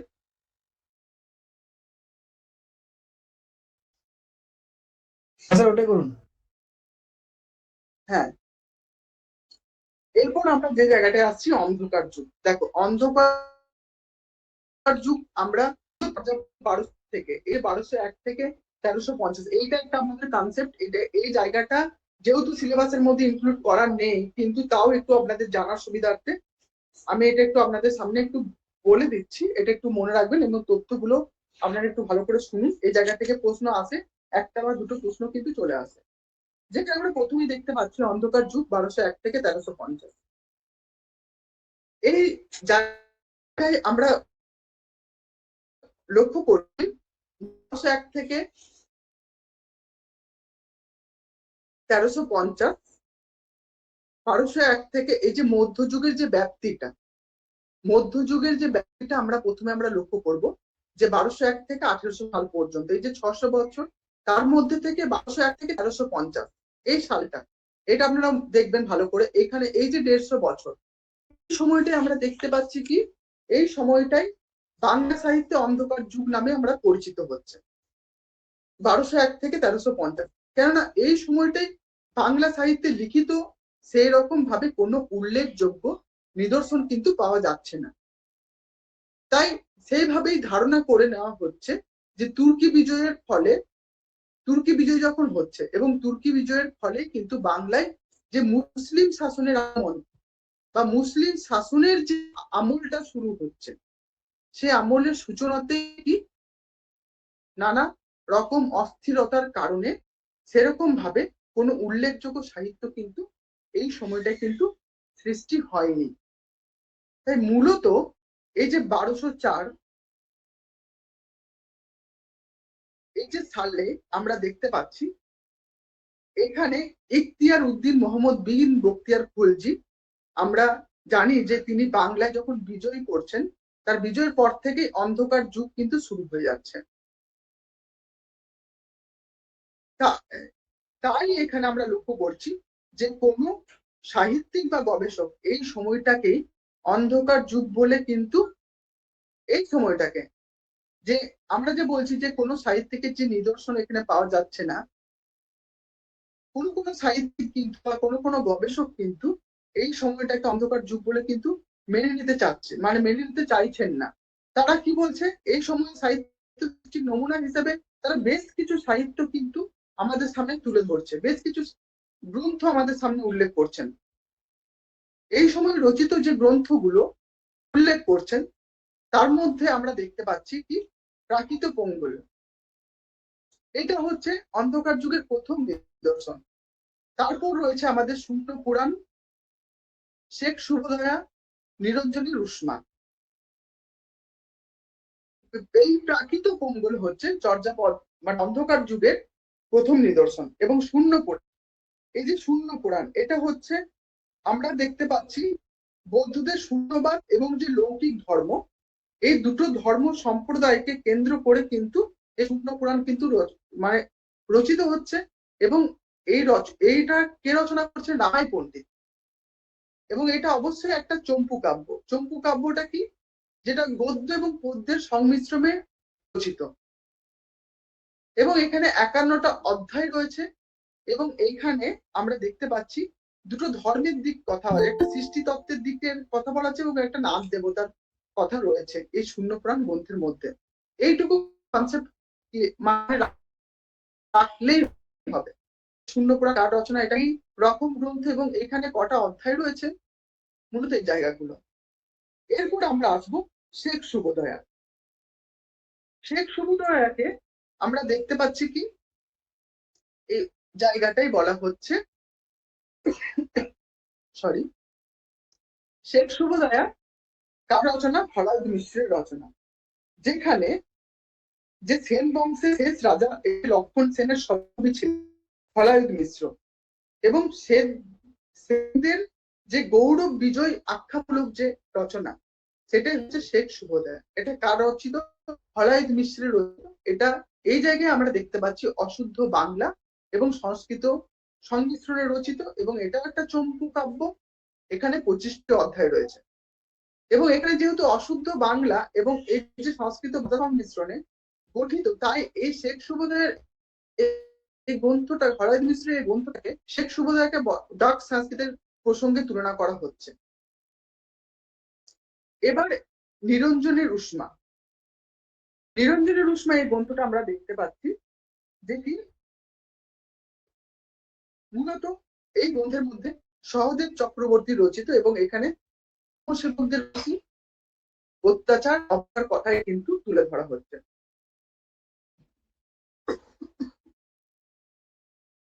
তার মানে আমরা অন্ধকার যুগের একটা সামারি যেটা দেখতে পাচ্ছি, যে বাংলা ভাষায় এই যে সাহিত্যগুলো নিদর্শন, বেশিরভাগ যে সাহিত্যগুলো আমরা দেখতে পাচ্ছি রচিত হচ্ছে অশুদ্ধ বাংলা এবং সংস্কৃত, তার জন্যই অশুদ্ধ বাংলা সংস্কৃতের জন্যই সংস্কৃত বলা হচ্ছে এবং গদ্য পদ্য মিশ্রিত, তাই এটাকে চম্পু কাব্য আখ্যা দেওয়া হচ্ছে। এবার অন্ধকার যুগের সম্পর্কে আরো বিশেষ কয়েকটা তথ্য আমি আপনাদের সামনে এনেছি। বাংলাদেশ শুরুর দিক থেকেই বলা হচ্ছে যে 1201 থেকে 1350 সাল পর্যন্ত এই যে সমসাময়িক কালটা অন্ধকার যুগ হিসাবে অভিহিত করা হচ্ছে, এবং এই সময়ে যে বাংলা সাহিত্যের তেমন কিন্তু উল্লেখযোগ্য ভাবে কোনো কিন্তু লিখিত নিদর্শন পাওয়া যাচ্ছে না। তবে সাহিত্যিক বা গবেষকদের মতে এই সময় কি দেখতে পাচ্ছি, প্রাকৃত বলের মতো প্রাকৃত ভাষার যে গীতি কবিতা গ্রন্থ সংকলিত হয়েছে। এছাড়াও আমরা বেশ কিছু সাহিত্যিকের এই সমসাময়িক কালের গ্রন্থ দেখতে, পণ্ডিত পুরাণ, কলিমা জাজাল, নিরঞ্জনের উষ্মা, ডাক এবং খনার বচন, ভরানী মিশ্র রচিত শেখ শুভদয়া অন্তর্গত পীর মাহাত্ম জ্ঞাপক, বাংলা আর্যা এবং ভাটিয়ালি গানের গিয়তে রাগেন গিয়তে কিন্তু প্রভৃতি গান কিন্তু এই সমসাময়িক কালের একটা সৃষ্টির নমুনা হিসেবে উল্লেখযোগ্য কিন্তু রয়েছে। তাই রাহুল সংকীর্তন এই সময়ে রচিত কিছু চর্যাপদ সংগ্রহ করে প্রকাশ করেছিলেন, এবং 1201 থেকে 1350 এই যে 150 বছরের এই সময়টাকে অনেকে কি করছে, ইউরোপের সঙ্গে তুলনা করছেন, ইউরোপের দ্য ডার্ক এজের সঙ্গে কিন্তু তুলনা করছেন অন্ধকার যুগ।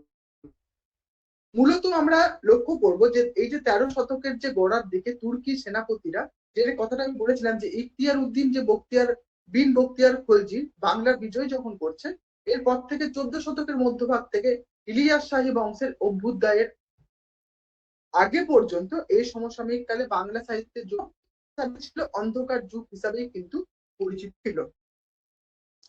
তাই ধারণা করা হচ্ছে যে তুর্কি বিজয়ের পর যে মুসলিম শাসনটা এর সূচনা হচ্ছে, এবং এই অঞ্চলে নানা অস্থিরতার কারণে সমসাময়িক কালে তেমন কোনো ভাবে উল্লেখ কিন্তু সাহিত্য সৃষ্টি করা যায়নি, যেহেতু চারিদিকটা অস্থিরতা সৃষ্টি হয়েছিল সমসাময়িক কালে।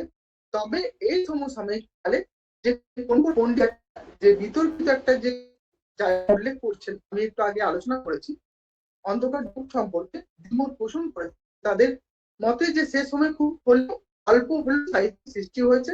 এই সাহিত্যগুলো আমি প্রথমেই দেখিয়েছিলাম, প্রাকৃত পঙ্গুলো, শূন্য প্রাণ, শেখ শুভদয়া, নিরঞ্জনের উষ্মা, এই গ্রন্থগুলোর কিন্তু নাম আপনারা ভালো করে মনে রাখবেন।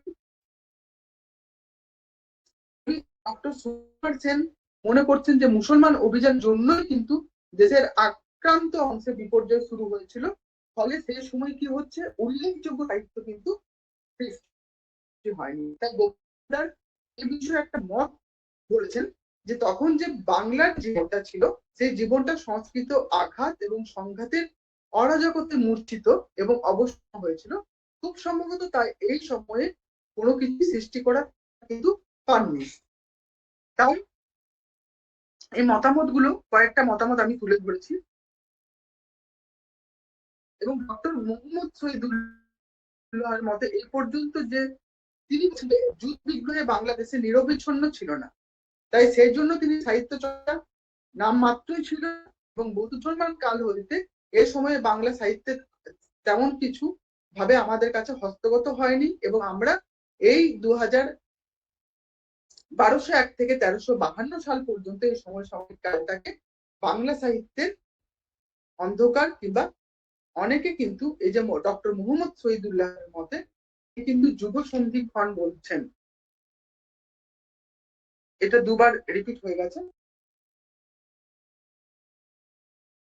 এরপর এতক্ষণ ধরে তো আমরা দেখলাম আলোচনা, তাই অন্য পক্ষ অপর পক্ষ মনে করছেন যে মুসলমান শাসকগণ মধ্যযুগে যে বাংলা সাহিত্যের চর্চা তারা মনে করছে বিঘ্নিত, কারণ কি করেছিল, পৃষ্ঠপোষকতা দান করেছিল। শুধু কিন্তু সেটাই নয়, যে মুসলিম বিজয়ের যে 2-3 বছর পরে 1206 সালে শ্রীধর দাস কর্তৃক সম্পাদিত সুযুক্তি কর্ণামৃত নামের কবিতা সংকলনটি বের হতে পারত না। এই সমসাময়িক কালে কিন্তু সুযুক্তি কর্ণামৃত কিন্তু বের হয়েছিল। সেটা কারণ না, শ্রীধর দাস, সেটা 1206 সালে কিন্তু বের হয়েছিল। এটা কি একটা কবিতা সংকলন গ্রন্থ, কারণ এই সংকলনটির মধ্যে রয়েছে 485 জন কবি, 1270টি কবি, আরো নানা নিরাপদ আশ্রয় কবিদের পক্ষে এরূপ কিন্তু কাজ করা সম্ভব ছিল না। এটা কারা দ্বিমত পোষণ করছেন, অন্য পক্ষে যুক্তি দিচ্ছেন। এবং অন্ধকার যুগে প্রায় 20 জন সংস্কৃত সাহিত্যিককে পাওয়া যাচ্ছে।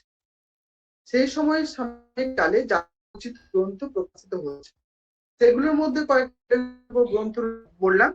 তো 6 সালের শ্রীধর দাস রচিত সুযুক্তি কর্ণামৃত 1210 থেকে 13 সালের মধ্যে আমরা দেখতে পাচ্ছি কাজী বুকুন নন্দীর সময়ে কান্দি রচিত হাওয়ার ফুল হাওয়ার, এছাড়া 1373 সালের নারায়ণ রচিত চম্পু কাব্য উল্লেখযোগ্য। এই কাব্যগুলো কিন্তু আমরা পাচ্ছি। অনেকে মনে করছেন যে এই সময়টা যদি অন্ধকার যুগ বলে যদি সমীচীন করা যাবে, তাহলে এই গ্রন্থগুলো রচিত হলো কিভাবে, এটা অন্য পক্ষ কিন্তু মতামত কিন্তু পোষণ করছেন অন্ধকার যুগ সম্পর্কে। এই ছিল অন্ধকার যুগ সম্পর্কে প্রাসঙ্গিক তথ্য। এরপর যে জায়গাটায় আসবো সেটা হচ্ছে শ্রীকৃষ্ণ কীর্তন। আচ্ছা, আমরা প্রত্যেকেই জানি যে শ্রীকৃষ্ণ কীর্তন যে এটা মধ্যযুগের বাংলা সাহিত্যে প্রথম নিদর্শন। সেটা কার রচিত? বড়ু চণ্ডীদাস রচিত শ্রীকৃষ্ণ কীর্তন।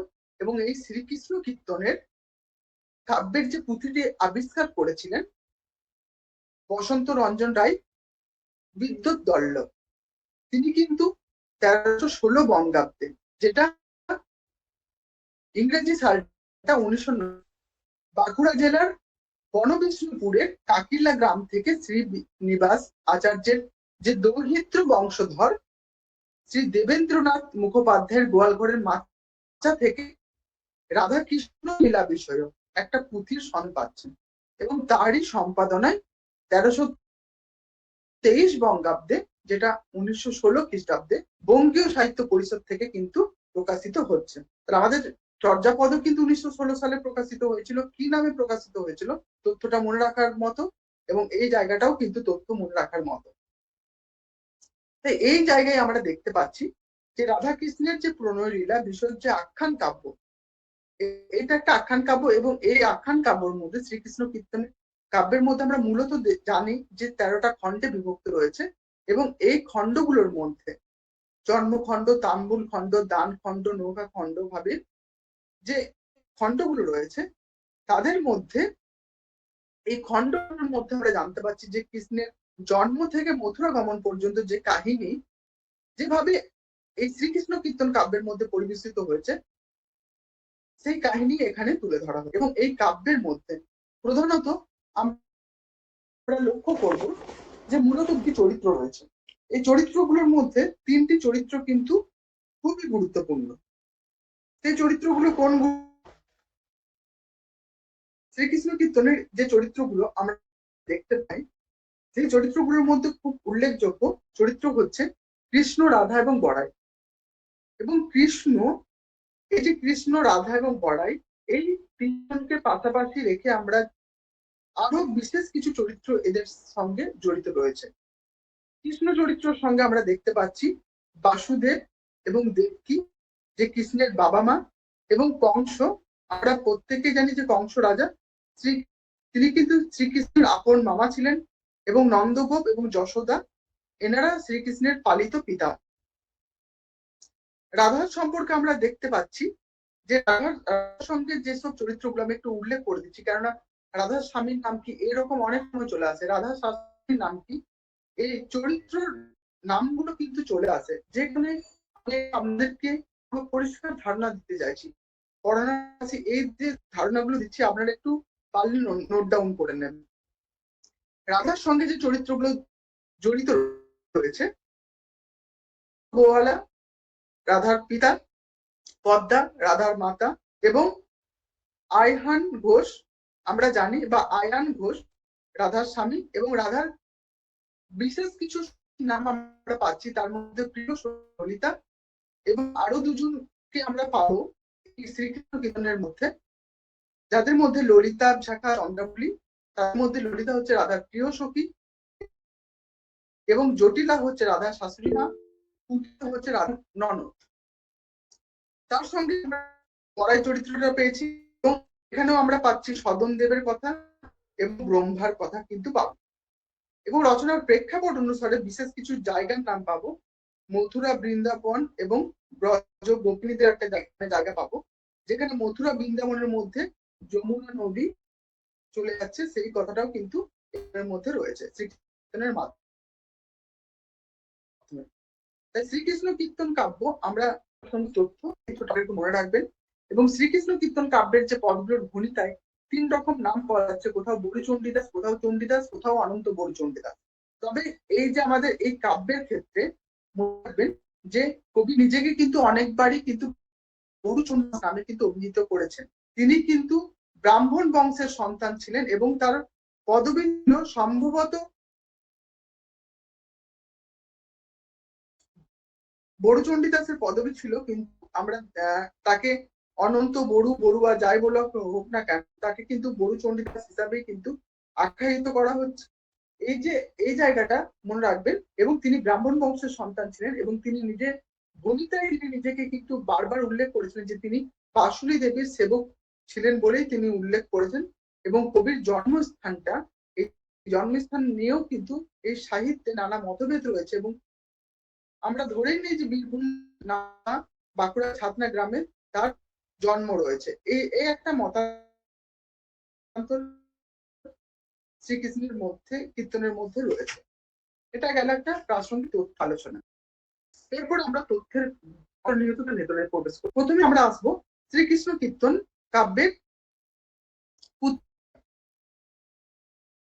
যেখানে আমরা দেখবো যে বাংলা সাহিত্যের এই যে বসন্ত রঞ্জন রায় বিদ্যুৎ বল্লভ শ্রীকৃষ্ণ কীর্তন কাব্যের পুঁথি আবিষ্কার সালে 1909 খ্রিস্টাব্দে বাঁকুড়া জেলার বিষ্ণুপুরের কাছাকাছি কাকিল্লা গ্রাম নিবাসী শ্রী দেবেন্দ্রনাথ মাচা থেকে পুঁথিটা আবিষ্কার করেন। আর এই পুঁথি প্রকাশ হচ্ছে 1916 খ্রিস্টাব্দে বসন্ত রঞ্জন রায় বিদ্যুৎ বল্লভ। কোথা থেকে প্রকাশিত হচ্ছে? বঙ্গীয় সাহিত্য পরিষদ থেকে গ্রন্থাগারে পুঁথিটিকে প্রকাশ করছেন, এবং তিনি এই গ্রন্থের নাম দিচ্ছেন শ্রীকৃষ্ণ কীর্তন। এবং এই পুঁথি পরিচয় সম্পর্কে কয়েকটা তথ্য, যেখানে আমরা দেখবো শ্রীকৃষ্ণ কীর্তন কাব্যের এই যে পুঁথি বসন্ত রঞ্জন রায় বিদ্যুৎ বল্লভ আবিষ্কার করছেন, সেটার এই কাব্যের একমাত্র একটা অখণ্ড অবস্থায় পাওয়া যাচ্ছে, এবং এটা একটা অখণ্ড পুঁথি। পুঁথিটা প্রাচীন বাংলার তুলট কাগজে লিখিত ছিল। কোন কাগজে ছিল? মনে রাখবেন, তুলট কাগজে। এর আদ্যান্ত মানে একেবারে শুরুতে যে খণ্ডিত এবং ভেতর কয়েকটা পৃষ্ঠ হারিয়ে গেছে বা নষ্ট হয়ে গেছে। এই রচনাকালীর যে ভণিতা, এই ভণিতা তার সম্বন্ধে কোনো পরিচয় কিন্তু পুঁথিতে কিন্তু আমরা পাই না। তাই পুঁথিতে যে আখ্যান পত্র বা পুষ্পিকা যে নষ্ট হয়ে গিয়েছে, তাই এই গ্রন্থের যে নাম বলো, রচনাকালী বলুন, পুঁথির যে নকলের সন তারিখ, এগুলো কিন্তু সঠিকভাবে কোনো কিছুই কিন্তু তথ্য পাওয়া যায় না। আলোচ্য যে পুঁথিটা, সেটা কিন্তু বনবিষ্ণুপুরে রাজ গ্রন্থাগারে রক্ষিত ছিল, যে পুঁথিটা কথা আমরা বলছি। এরপর আসবো পুঁথির নামকরণ প্রসঙ্গে। পুঁথির যে আখ্যান পত্র এবং পুষ্পিকা যখন নষ্ট হয়ে যাচ্ছে, নষ্ট হয়ে যাওয়ার গ্রন্থের নামকরণ নিয়ে মতভেদ সৃষ্টি হয়েছে। সেখানে শ্রীকৃষ্ণ কীর্তন নামটি আবিষ্কারক বসন্ত রঞ্জনের দেওয়া বলে অনেকে ধরে নেন, এবং এই নাম দেওয়ার কারণ হিসাবে বসন্ত রঞ্জন গ্রন্থের প্রথম সংস্করণের ভূমিকায় তিনি জানিয়ে দিয়েছিলেন যে দীর্ঘকাল যাবৎ চণ্ডীদাস বিরচিত শ্রীকৃষ্ণ কীর্তনের অস্তিত্ব বর্তমান থাকায় আলোচ্য কৃষ্ণলীলা বিষয়ক কাব্যটির অনুরূপ নাম নির্দেশ করা হয়েছে। সেটা কি?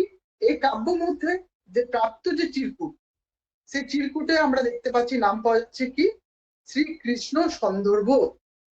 সেই শ্রীকৃষ্ণ সন্দর্ভ এই নাম সম্পর্কে প্রথম সংশয় প্রকাশ করেছিলেন মোহাম্মদ শহীদুল্লাহ। তার পরবর্তীকালে সাহিত্য পরিষদ পত্রিকায় 60 বর্ষ দ্বিতীয় সংখ্যায় তিনি কিন্তু গ্রন্থটির সম্ভাব্য নাম সন্দর্ভ শ্রীকৃষ্ণ সন্দর্ভ বলে মত প্রকাশ করেছেন এবং বিমান বাহিনী মজুমদারের মতে এই কাব্যের নামকরণ হওয়া উচিত ছিল রাধাকৃষ্ণের ধামালি। এরপর আমরা আসবে কাব্যের নামকরণ নিয়ে, যেখানে প্রচুর মতামত রয়েছে। যেখানে শ্রীকৃষ্ণ কীর্তনের নামকরণ নিয়ে যেমন মতামত রয়েছে, তেমনই কিন্তু রচনাকাল নিয়েও কিন্তু পণ্ডিতদের মধ্যে কি রয়েছে, এক একটা সময় কিন্তু আসতে পারছে না। রচনাকাল নিয়েও কিন্তু বিভিন্ন রকম মতভেদ রয়েছে, কারণ শ্রীকৃষ্ণ কীর্তনের যে প্রাপ্ত পুঁথিটা, এটা খণ্ডিত এবং আদ্যান্তহীন অবস্থায় রয়েছে। মানে পৃষ্ঠার শুরুর পৃষ্ঠাগুলো কিন্তু পাওয়া যাচ্ছে না। সেই জন্য পুঁথির যে অন্তরঙ্গ বা বহিরঙ্গের দিক থেকে বিচারের মাধ্যমে যে রচনাকাল সম্বন্ধে একটা সিদ্ধান্ত করতে হয়েছে। মনে করা হচ্ছে যে পঞ্চদশ শতাব্দীর প্রথমার্ধে এই কাব্যটা রচনা করা হয়েছিল। তবে ডক্টর সুকুমার সেন 1600 খ্রিস্টাব্দের কাছাকাছি সময়ে কাব্যটি রচিত বলে মনে করেন এবং অসিত কুমার বন্দ্যোপাধ্যায়ের মতে 1600 শতাব্দীর কাছাকাছি সময় পুঁথিটি রচিত বলে মনে করেন এবং সুনীতি কুমার চট্টোপাধ্যায় তার যে ওডিবিএল গ্রন্থটা রয়েছে, এই গ্রন্থে প্রমাণ করছেন যে শ্রীকৃষ্ণ কীর্তন কাব্যটা মধ্যযুগের বাংলা একটা আদি নিদর্শন এবং তিনি এই কাব্যের ভাষাকে পঞ্চদশ শতাব্দীর পূর্ববর্তী বলে তিনি মনে করছেন এবং গবেষক নলিনীকান্ত ভট্টশালী সিদ্ধান্ত করছেন 1450 থেকে 1500 খ্রিস্টাব্দের মধ্যে রচিত। এই যে আমরা দেখতে পাচ্ছি নামকরণে বিভিন্ন প্রাসঙ্গিক তথ্য আমাদের সামনে উপস্থাপিত হচ্ছে। সেখানে আমরা দেখতে পাচ্ছি শ্রীকৃষ্ণ কীর্তনে 415টা পদের মধ্যে বড়ু চণ্ডীদাসের ভণিতা কিন্তু রয়েছে 43 বার রয়েছে এই নামকরণ ডেটা থেকে। তাই ভণিতা গুলো থেকে বিভিন্ন যে নাম পাওয়া যাচ্ছে, কোথাও আমরা দেখতে পাচ্ছি বড়ু চণ্ডীদাস, চণ্ডীদাস, কোথাও অনন্ত বড়ু চণ্ডীদাস, এই যে ইত্যাদি নাম পাচ্ছি। এর ফলে সৃষ্টি হচ্ছে কি চণ্ডীদাস সমস্যা, চণ্ডীদাসটাকে এই চণ্ডীদাসকে নিয়ে একটা সমস্যা তৈরি হচ্ছে। কেউ কেউ মনে করছেন যে কবির অনন্ত চণ্ডীদাস বা অনন্ত বড়ু চণ্ডীদাস, চণ্ডীদাস, আর এই অনন্ত আর চণ্ডীদাস তার উপাধি। কিন্তু ভণিতায় যে অংশটা রয়েছে সেখানে অনন্ত কোথাও কিন্তু ব্যবহার করা হয়নি। অনন্ত যে তার নাম নয়, এই নামটা কিন্তু অপ্রচলিত। এই নাম হতে পারে কিংবা গাইনের দেওয়া নাম হতে পারে, তাই দাসটাই আসল নাম হিসাবে ধরে নেওয়া হয়। এবার এই কাহিনীর মধ্যে আমরা কাহিনীর সম্পর্কে একটু বিচার করব। কাহিনীটা আপনারা প্রত্যেকেই জানেন যে এই কাব্যের যে কাহিনী, এই খণ্ডটা শুরু হচ্ছে কিন্তু সভাপতি মূল যে বইটা টেক্সটটা আমরা যদি লক্ষ্য করি, আমার কাছে আমি যে বইটা লক্ষ্য করি সেটা জায়গাটা একটু আপনাদের দেখিয়ে দেবো শেষে। এগুলো এতটা আপনাদের জানার প্রশ্ন নয়, আপনাদের প্রাসঙ্গিক তথ্যটা মনে রাখলেই হবে। সাহিত্যের ইতিহাসের জায়গাটা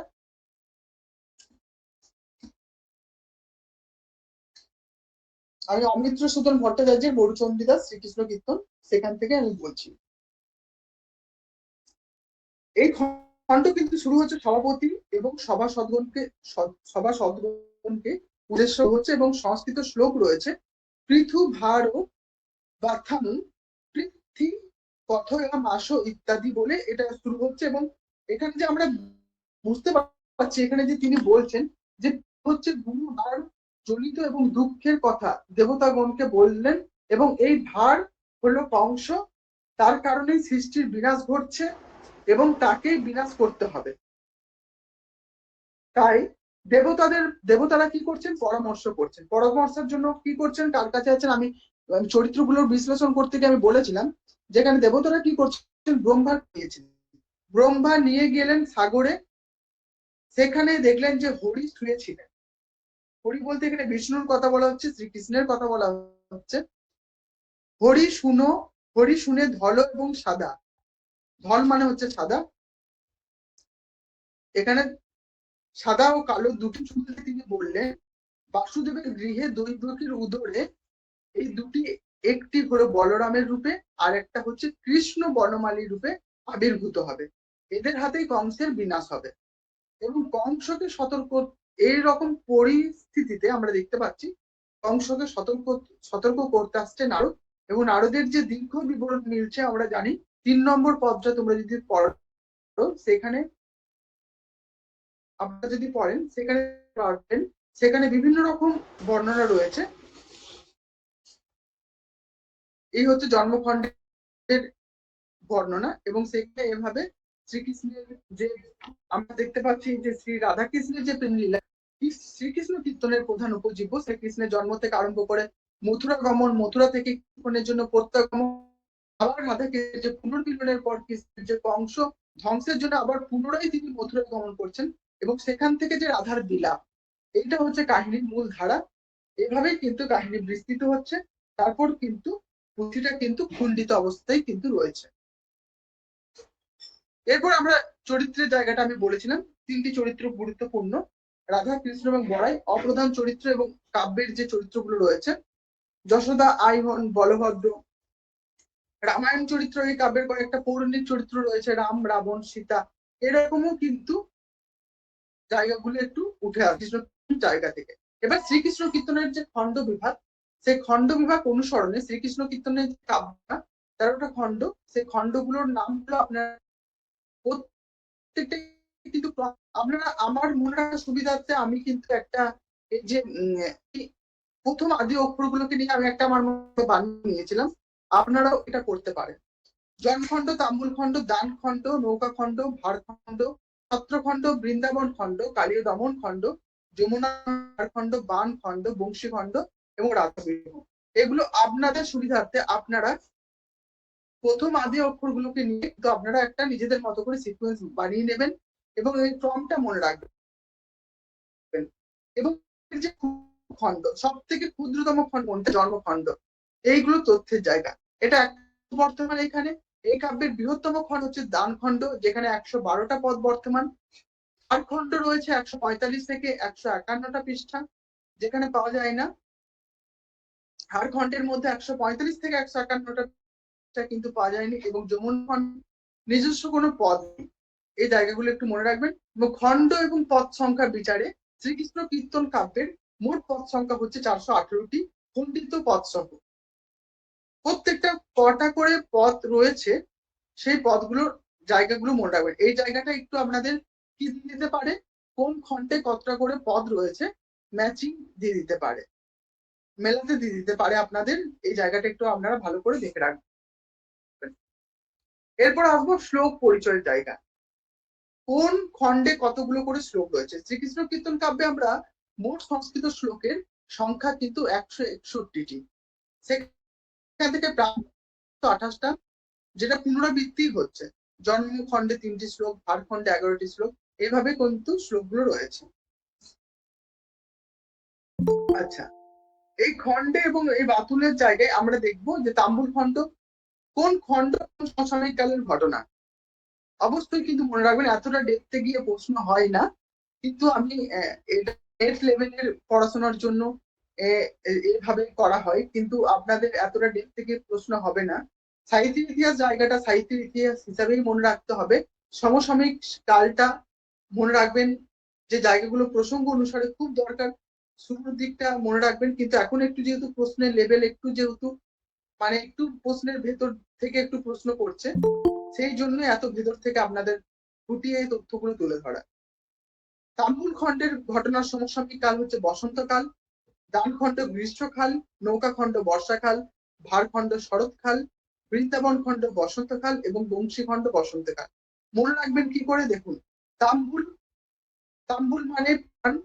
দেখবেন পানটা আমি আমার মতো করে মনে রাখতাম যে জায়গাটা পান অর্থে, এখানে আমি বিশেষ অর্থে মনে রাখবেন যে পানটা কি হয়, দেখবেন খুব সবুজ টাইপের হয়, এবং বসন্তকালে আমরা ওই রকম পান লক্ষ্য করি, মানে গাছের পাতা লক্ষ্য করি। তাই তাম্বুল খণ্ড মানে মনে রাখবেন, তাম্বুল মানে যেহেতু পান, আর গাছের পাতা যেহেতু দুই সময় জন্মায়, তাম্বুল অর্থে পান, তার পানটা হচ্ছে বসন্তকাল, এইভাবে মনে রাখবেন। দান খণ্ড গ্রীষ্মকাল, দান খণ্ডটা গ্রীষ্মকাল মাথায় রাখবেন। নৌকা খণ্ড, নৌকা আমরা কি করি, কোথায়? নৌকার খণ্ডের যে কথাটা বলা হচ্ছে, নৌকা দেখবেন যে বর্ষাকালে দেখবেন যে নৌকা দেখবেন বেশি চলাচল করে মাছ ধরার জন্য অনেক নদীতে, বা আমি সমুদ্রের কথা বলবো না, যখন ভয়াবহ পরিস্থিতি হয় তখন যায় না, কিন্তু মনে রাখার জন্য নৌকা খণ্ড বর্ষাকাল, এটা মনে রাখবেন। ভার খণ্ড শরৎকাল এবং বৃন্দাবন এবং বংশী খণ্ড, এই দুটো প্রেক্ষাপটই মনে রাখবেন বসন্তকাল।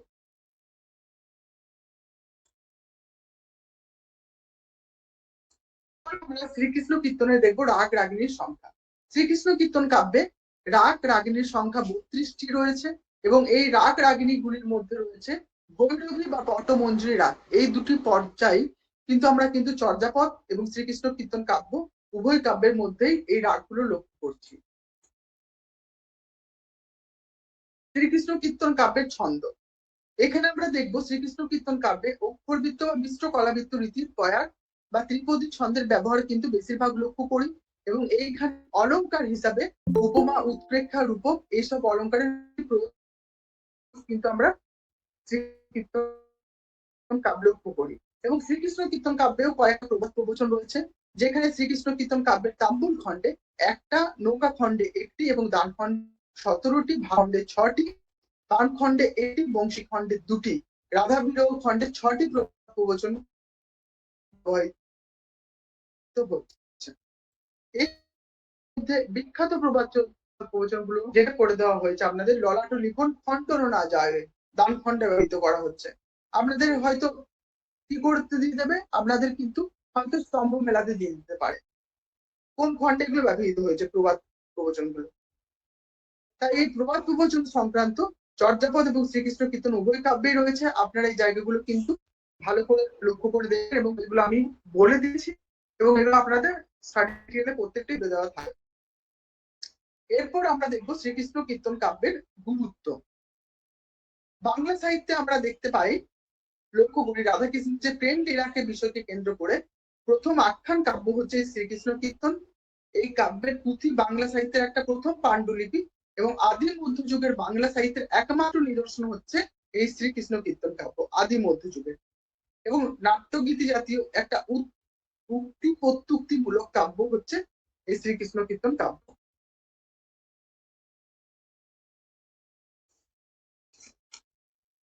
আর বিশেষ করে এখানে কোনো তথ্যের জায়গা নেই।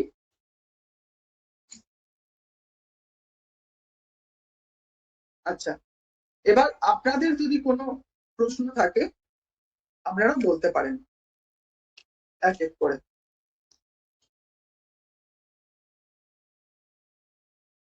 আচ্ছা, আমি পিপিটিটা স্ক্রিনটা আমি স্টপ শেয়ারিং করলাম। আপনাদের যদি কোনো প্রশ্ন থাকে এক এক করে বলতে পারেন। আচ্ছা, আপনারা বুঝতে পেরেছেন জায়গাগুলো আপনাদের সাহিত্যের ইতিহাস কিন্তু। আচ্ছা স্যার, শুভোদয়টা একটু বলুন। আচ্ছা আচ্ছা আচ্ছা, বেশ ভালো লাগলো স্যার। আচ্ছা আচ্ছা, আপনাদের জন্যই এইভাবে পিপিটি তৈরি করা এবং আপনাদের কাছে যেভাবে সাহিত্যের ইতিহাসটা খুব গুরুত্বপূর্ণ সেইভাবেই কিন্তু মানে তথ্যের জায়গাগুলো মনে রাখতে হবে, সেই জায়গাটাই একটু মনে রাখবেন আপনারা। আচ্ছা, একজন বলেছেন আমি ওই জায়গাটা একটু ক্লিয়ার করে দিই। শেখ শুভোদয়ের জায়গাটা অন্ধকার যুগের জায়গা থেকে বলা হয়েছে, আধুনিক যুগটাকে আপনি, আমি এখন কিছু বলতে পারছি না। আপনারা অবশ্যই স্যার হয়তো বলবেন সাহিত্যের ইতিহাস পোর্শনটা কে বা কি করাবেন। আমি জানি না আপনাদের কতটা ভালো লেগেছে ক্লাসটা, কতটা তথ্যপূর্ণ ভাবে আপনাদের কাছে তুলে ধরতে পেরেছি। যদি বা তিনটে একটা গুরুত্বপূর্ণ মানে সাহিত্য ইতিহাস ভীষণই একটা বিশাল পরিমাণে হিউজ পরিমাণে একটা বড় জায়গা, সেই সূত্র ধরে আপনাদেরকে তথ্যবহুল ভাবেই কিন্তু পড়তে হবে এবং আপনাদের যেটা করতে হবে যে টেক্সটের পার্টটাও কিন্তু আপনারা পারলে একটু একটু করে চোখ বুলাবেন, যেহেতু মানে এসএসসি এসএল এসটির জন্য আমাদেরকে পুরো জায়গাটাই কিন্তু একটু ভালো করে দেখে যেতে হবে এখন যেহেতু প্রশ্নের ধরন চেঞ্জ হয়ে যাচ্ছে। আচ্ছা, আমি একটু শেখ শুভোদয়টা একটু বলে নিই, তারপর আপনাদের আরো জায়গায় আমি আসছি। শেখ শুভোদয়ের জায়গাটা যে জায়গাটা বলা হচ্ছে, আচ্ছা পিপিটিটা একটু শেয়ার করে নিই তাহলে হয়তো বুঝতে সুবিধা হবে। এই পিপিটি যেভাবে আপনাদের জন্য করে দেওয়া হয়েছে এই পিপিটিটাই ভালো করে গুরুত্বপূর্ণ। তারপর তো আপনাদের স্টাডি মেটেরিয়াল রয়েছে এবং টেক্সট সাহিত্য ইতিহাসের জন্য আমি আমি মানে বলবো তোমরা অবশ্যই তোমরা দেখতে পারো সুকুমার খণ্ড। আমাদের এতগুলো তথ্যের মধ্যে মনে রাখা, এত নোটস এরকম করে তুলে ধরা অসম্ভব ব্যাপার। সেই কারণে আমি তো প্রত্যেকটা জায়গা থেকে তুলে ধরেছি এবং আপনারা পারলে অসিত কুমার বন্দ্যোপাধ্যায় একটা সমগ্র বাংলা সাহিত্যের ইতিহাসের বই রয়েছে, আপনারা সম্পূর্ণ বাংলা সাহিত্যের পূর্ণ ইতিবৃত্ত ডক্টর অসিত কুমার বন্দ্যোপাধ্যায়ের এই বইটা আপনারা ভালো করে দেখতে পারেন। শেখ শুভোদয়ের ব্যাপারটা হলো, দেখুন আপনারা যখন আমরা দেখতে পাচ্ছি অন্ধকার যুগের যে জায়গাটা, এটা একটা মধ্যযুগের একটা ব্যাপ্তির জায়গা হয়েছে, এবং এখানে 1200 থেকে 1800 সাল পর্যন্ত যে 600 বছর এবং তার পরবর্তী সমসাময়িক কাল 1201 1350 পড়তো। এই যে 1201 থেকে 1350 এই সমসাময়িক 150 বছর ধরে একেবারে এই সময় যে বাংলা সাহিত্যের যে অন্ধ হচ্ছে, কেন হচ্ছে এই সময়টায় বাংলা সাহিত্যে সেরকম ভাবে তেমন কোনো উল্লেখযোগ্য নিদর্শন পাওয়া যাচ্ছে না। এটা কিন্তু একদিকে যেমন একদল যেমন গবেষক বলছেন, এবং অন্যদিকে কিন্তু অন্য গবেষকগণও কিন্তু বলছে যে না, লিখিত তথ্য পাওয়া যাচ্ছে। তাই দুটো ভাবে এই সাংস্কৃতিক কালে যেভাবে লেখা হচ্ছে আমরা দেখতে পাচ্ছি যে অন্যকে যেভাবে হচ্ছে লেখাগুলো অশুদ্ধ বাংলা এবং সংস্কৃত ভাষা, কিছু বোঝা যায় না সেভাবে কিছু বোঝা যায় না। এবং যে কারণে এই অশুদ্ধ বাংলা এবং ভাষা বাংলাকে আমরা দেখতে পাচ্ছি কি বলে উল্লেখ করা হচ্ছে, ডক সংস্কৃত বলে উল্লেখ করা হচ্ছে। এইখানকার যে যে কাব্যগুলো লেখা হচ্ছে বা গ্রন্থগুলো লেখা হচ্ছে, সেগুলো প্রত্যেকটা গদ্য এবং মিশ্রণে লেখা, এবং এইগুলোকে বলা হচ্ছে চম্পু কাব্য। এবং এই সমসাময়িক কালের প্রাকৃত কোণগুলোর এটা হচ্ছে প্রথম নিদর্শন। তারপরে সমসাময়িক কালের যে উল্লেখযোগ্য যে গ্রন্থগুলো, প্রত্যেকটা গ্রন্থ খুব গুরুত্বপূর্ণ, এবং প্রত্যেক লেখকের জায়গা কে লিখছেন এবং কোনটা ধরনের মানে গ্রন্থ, এবং এখানে কটা করে অধ্যায় রয়েছে, কোনটা কিরকম ধরনের গ্রন্থ, প্রত্যেকটা এইটুকুর মধ্যে তুলে ধরা আছে। সেখানে শূন্য পুরাণ আমরা দেখতে পাচ্ছি, রামায়ণ, চম্পু কাব্য, যেখানে শূন্যবান লৌকিক ধর্মকে কেন্দ্র করে লেখা, এখানে 51টা অধ্যায় রয়েছে, এবং এখানে সৃষ্টিতত্ত্ব এবং নাথ দেবতাকে কেন্দ্র করে ধর্মের জায়গাটা তুলে ধরা হচ্ছে। এবার শেখ শুভদয়া কার লেখা? শেখ শুভদয়া হচ্ছে হলায়ত মিশ্রের লেখা। এই হলায়ত মিশ্র কে ছিলেন না, আমরা জানি যে সেন বংশের শেষ রাজা যখন লক্ষণ সেন, এই লক্ষণ সেনের সভাকবি ছিলেন এই হলায়ত মিশ্র। এই হলায়ত মিশ্র কিন্তু শেখ শুভদয়া গ্রন্থটা রচনা করেছিলেন। শেখ এখানে বুঝতে পারছি যে মুসলমানদের শুভদয়া, মুসলমানদের যে শুভ উদয়ের যে হচ্ছে, তাদের যে বিজয় হচ্ছে, সেকে কেন্দ্র করেই কিন্তু শেখ শুভদয়া গ্রন্থটা লেখা হচ্ছে। হলায়ত মিশ্র লিখছে, এবং এই হলায়ত মিশ্র অশুদ্ধ বাংলা এবং সংস্কৃত দিয়ে এই গ্রন্থটা লিখছে। তাই এই গ্রন্থটাকে বিশেষ করে শেখ শুভদয়া গ্রন্থটাকে কিন্তু ডক সংস্কৃতের সঙ্গে তুলনা করা হচ্ছে, এবং ডক সংস্কৃত অভিধায় ভূষিত করা হচ্ছে শেখ শুভদয়া গ্রন্থটাকে। কেন? অশুদ্ধ বাংলা এবং সংস্কৃত ভাষা, তাই সেই জন্য। এটাও চম্পু কাব্য, পদ্য এবং গদ্য মিশ্রণে লেখা, এখানে 25 অধ্যায় রয়েছে, এটা মনে রাখবেন। এবং শেষে রয়েছে নিরঞ্জনের উষ্মা, যেখানে সহদেব চক্রবর্তী লিখছেন, এবং এটা ধর্ম সেবকদের প্রতি অবজ্ঞা এবং অত্যাচারের কেন্দ্র করেই এই জায়গাটাকে তুলে ধরছেন। এবং আমরা বুঝতেই পারছি বিশেষ করে যে মূলত কিন্তু 1204 সালে যখন ইখতিয়ার উদ্দিন মোহাম্মদ বিন বখতিয়ার খলজি বাংলায় বিজয়ের পর থেকে যখন অন্ধকার যুগটা যখন শুরু হচ্ছে, তখন থেকে কিন্তু কোনো না কোনো সাহিত্যিক কিন্তু এই সমসাময়িক কালটাকে যে অন্ধকার যুগ বলে যে থেমেছিল, সেটা কিন্তু নয়। একদল বলছে যে এই যুগটা পুরোপুরি অন্ধকার যুগ, এই বাংলা সাহিত্য তেমন ভাবে কোনো কিছু সৃষ্টি হয়নি। কিন্তু এই লেখাগুলো কিন্তু একদল পণ্ডিত কিন্তু বলছেন, তারা কিন্তু আমাদের সামনে সেগুলো কিন্তু প্রমাণ হিসেবেও তুলে ধরছেন, গ্রন্থগুলো নমুনা হিসাবে। সেই কয়েকটা গ্রন্থের নমুনা কিন্তু মনে রাখবেন, এবং প্রথম নিদর্শন সেটা হচ্ছে প্রাকৃত পঙ্গুলো, আর বাকি গ্রন্থগুলো শূন্য পুরাণ, শেখ শুভদয়া, নিরঞ্জনের গোস্মা, প্রত্যেকটা এভাবে মনে রাখবেন। আচ্ছা, যিনি জিজ্ঞাসা করছিলেন, আশা করছি তার ক্লিয়ার হয়েছে। আপনারা মুখে বলতে পারেন, আপনারা এক এক করে মাইক মিউট করে কথা বলতে পারেন, কোনো অসুবিধা নেই। আপনাদের কি সেন্ট্রালি মিউট করে দেওয়া হয়েছে? যদি না হয়ে থাকে তাহলে আপনারা বলতে পারেন। আচ্ছা, যিনি বলছিলেন শেখ সুবেদাটা একবার বলতে, এটা আচ্ছা, নোট কিভাবে পাবো? এটা আমি স্যারের সাথে একটু আপনারা যোগাযোগ করবেন।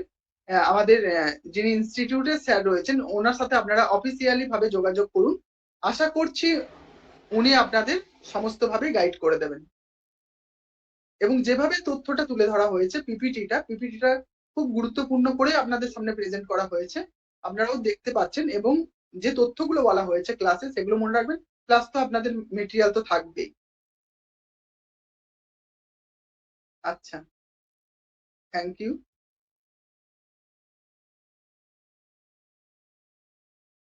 আচ্ছা, কারোর কি কোনো প্রশ্ন আছে? আপনারা মিউট করে বলতে পারেন। আচ্ছা, স্যার আছেন? স্যার? হ্যাঁ, আমি রয়েছি। আচ্ছা, আচ্ছা, তোমাদের কারোর যদি কোনো প্রশ্ন থাকে তোমরা প্রশ্নগুলো করো।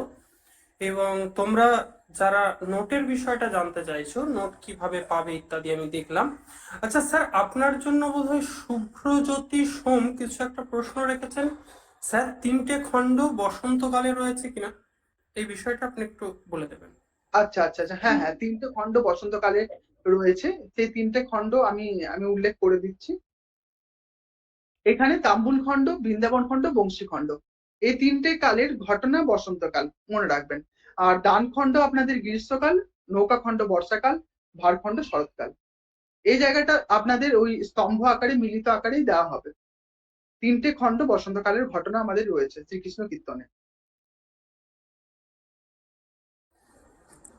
আচ্ছা, বেশ। থ্যাংক ইউ স্যার আপনাকে। এতক্ষণ একটা লম্বা সময় ধরে ক্লাস নেওয়া এটা যথেষ্ট আপনার জন্যও কষ্টকর, এবং যারা শুনছে তাদের জন্য আমি আশা করছি প্রত্যেকের ভালো লেগেছে বিষয়টা। যে খুব পয়েন্টেড আলোচনা, পয়েন্টেড নোটের যে ব্যাপারটা, এখন যে পরীক্ষার ধরন, সেই সেখানে কি হয় যে খুব খুঁটিয়ে প্রশ্ন হয়, এবং সেই অনুযায়ী যেগুলো প্রয়োজন সেগুলো স্যার বললেন, বরং যা প্রয়োজন তার থেকে অনেক বেশি বলা হয়েছে। আশা করি আপনারা যে কোনো পরীক্ষা দিতে যান, সাহিত্যের ইতিহাসের এই পার্টটুকু যদি আপনাদের আসে, তাহলে যারা আপনারা ক্লাস করলেন আমার মনে হয় না যে তাদের কোনো অসুবিধা হওয়ার কথা। এবার যে বিষয়টা, প্রশ্নটা এসেছিল সেটা নোট সংক্রান্ত বিষয়। নোট সংক্রান্ত বিষয় নিয়ে আপনারা অফিসে যোগাযোগ করবেন। আপনাদেরকে বিষয়টা নিয়ে গাইড করে দেওয়া হবে, কারণ নোট ব্যাপারটা পেড ছাত্রছাত্রীদের জন্য। এবং যারা ফ্রিতে ক্লাস করছেন, আগামী আহ, যতগুলো ক্লাস আপনাদেরকে ফ্রিতে দেওয়া হবে আপনারা ক্লাসগুলো ফ্রিতে করতে পারবেন, এবং এগুলো একটা নির্দিষ্ট সময়ে ইউটিউবে দেওয়া হবে, আপনারা সেখান থেকে রেকর্ডিং গুলো দেখতে পারবেন অবশ্যই। আর যারা মনে করছেন যে আমাদের এখানে পড়াশোনার পরিবেশ ভালো, এখানে পড়াশোনা আপনাদের ভালো লাগছে, আপনারা চাইলে আমাদের সঙ্গে যোগ দিতে পারেন, ভর্তি হতে পারেন, এবং তার জন্য যে সমস্ত এখন 6 তারিখ পর্যন্ত অফারও রয়েছে, আপনারা সেখানে যোগ দিতে পারেন। বেশ, ধন্যবাদ সকলকে। যদি আর কারোর কিছু বলার না থাকে তাহলে আমরা ক্লাসটা এখানেই শেষ করতে পারি। শুভরাত্রি সকলকে। শুভরাত্রি।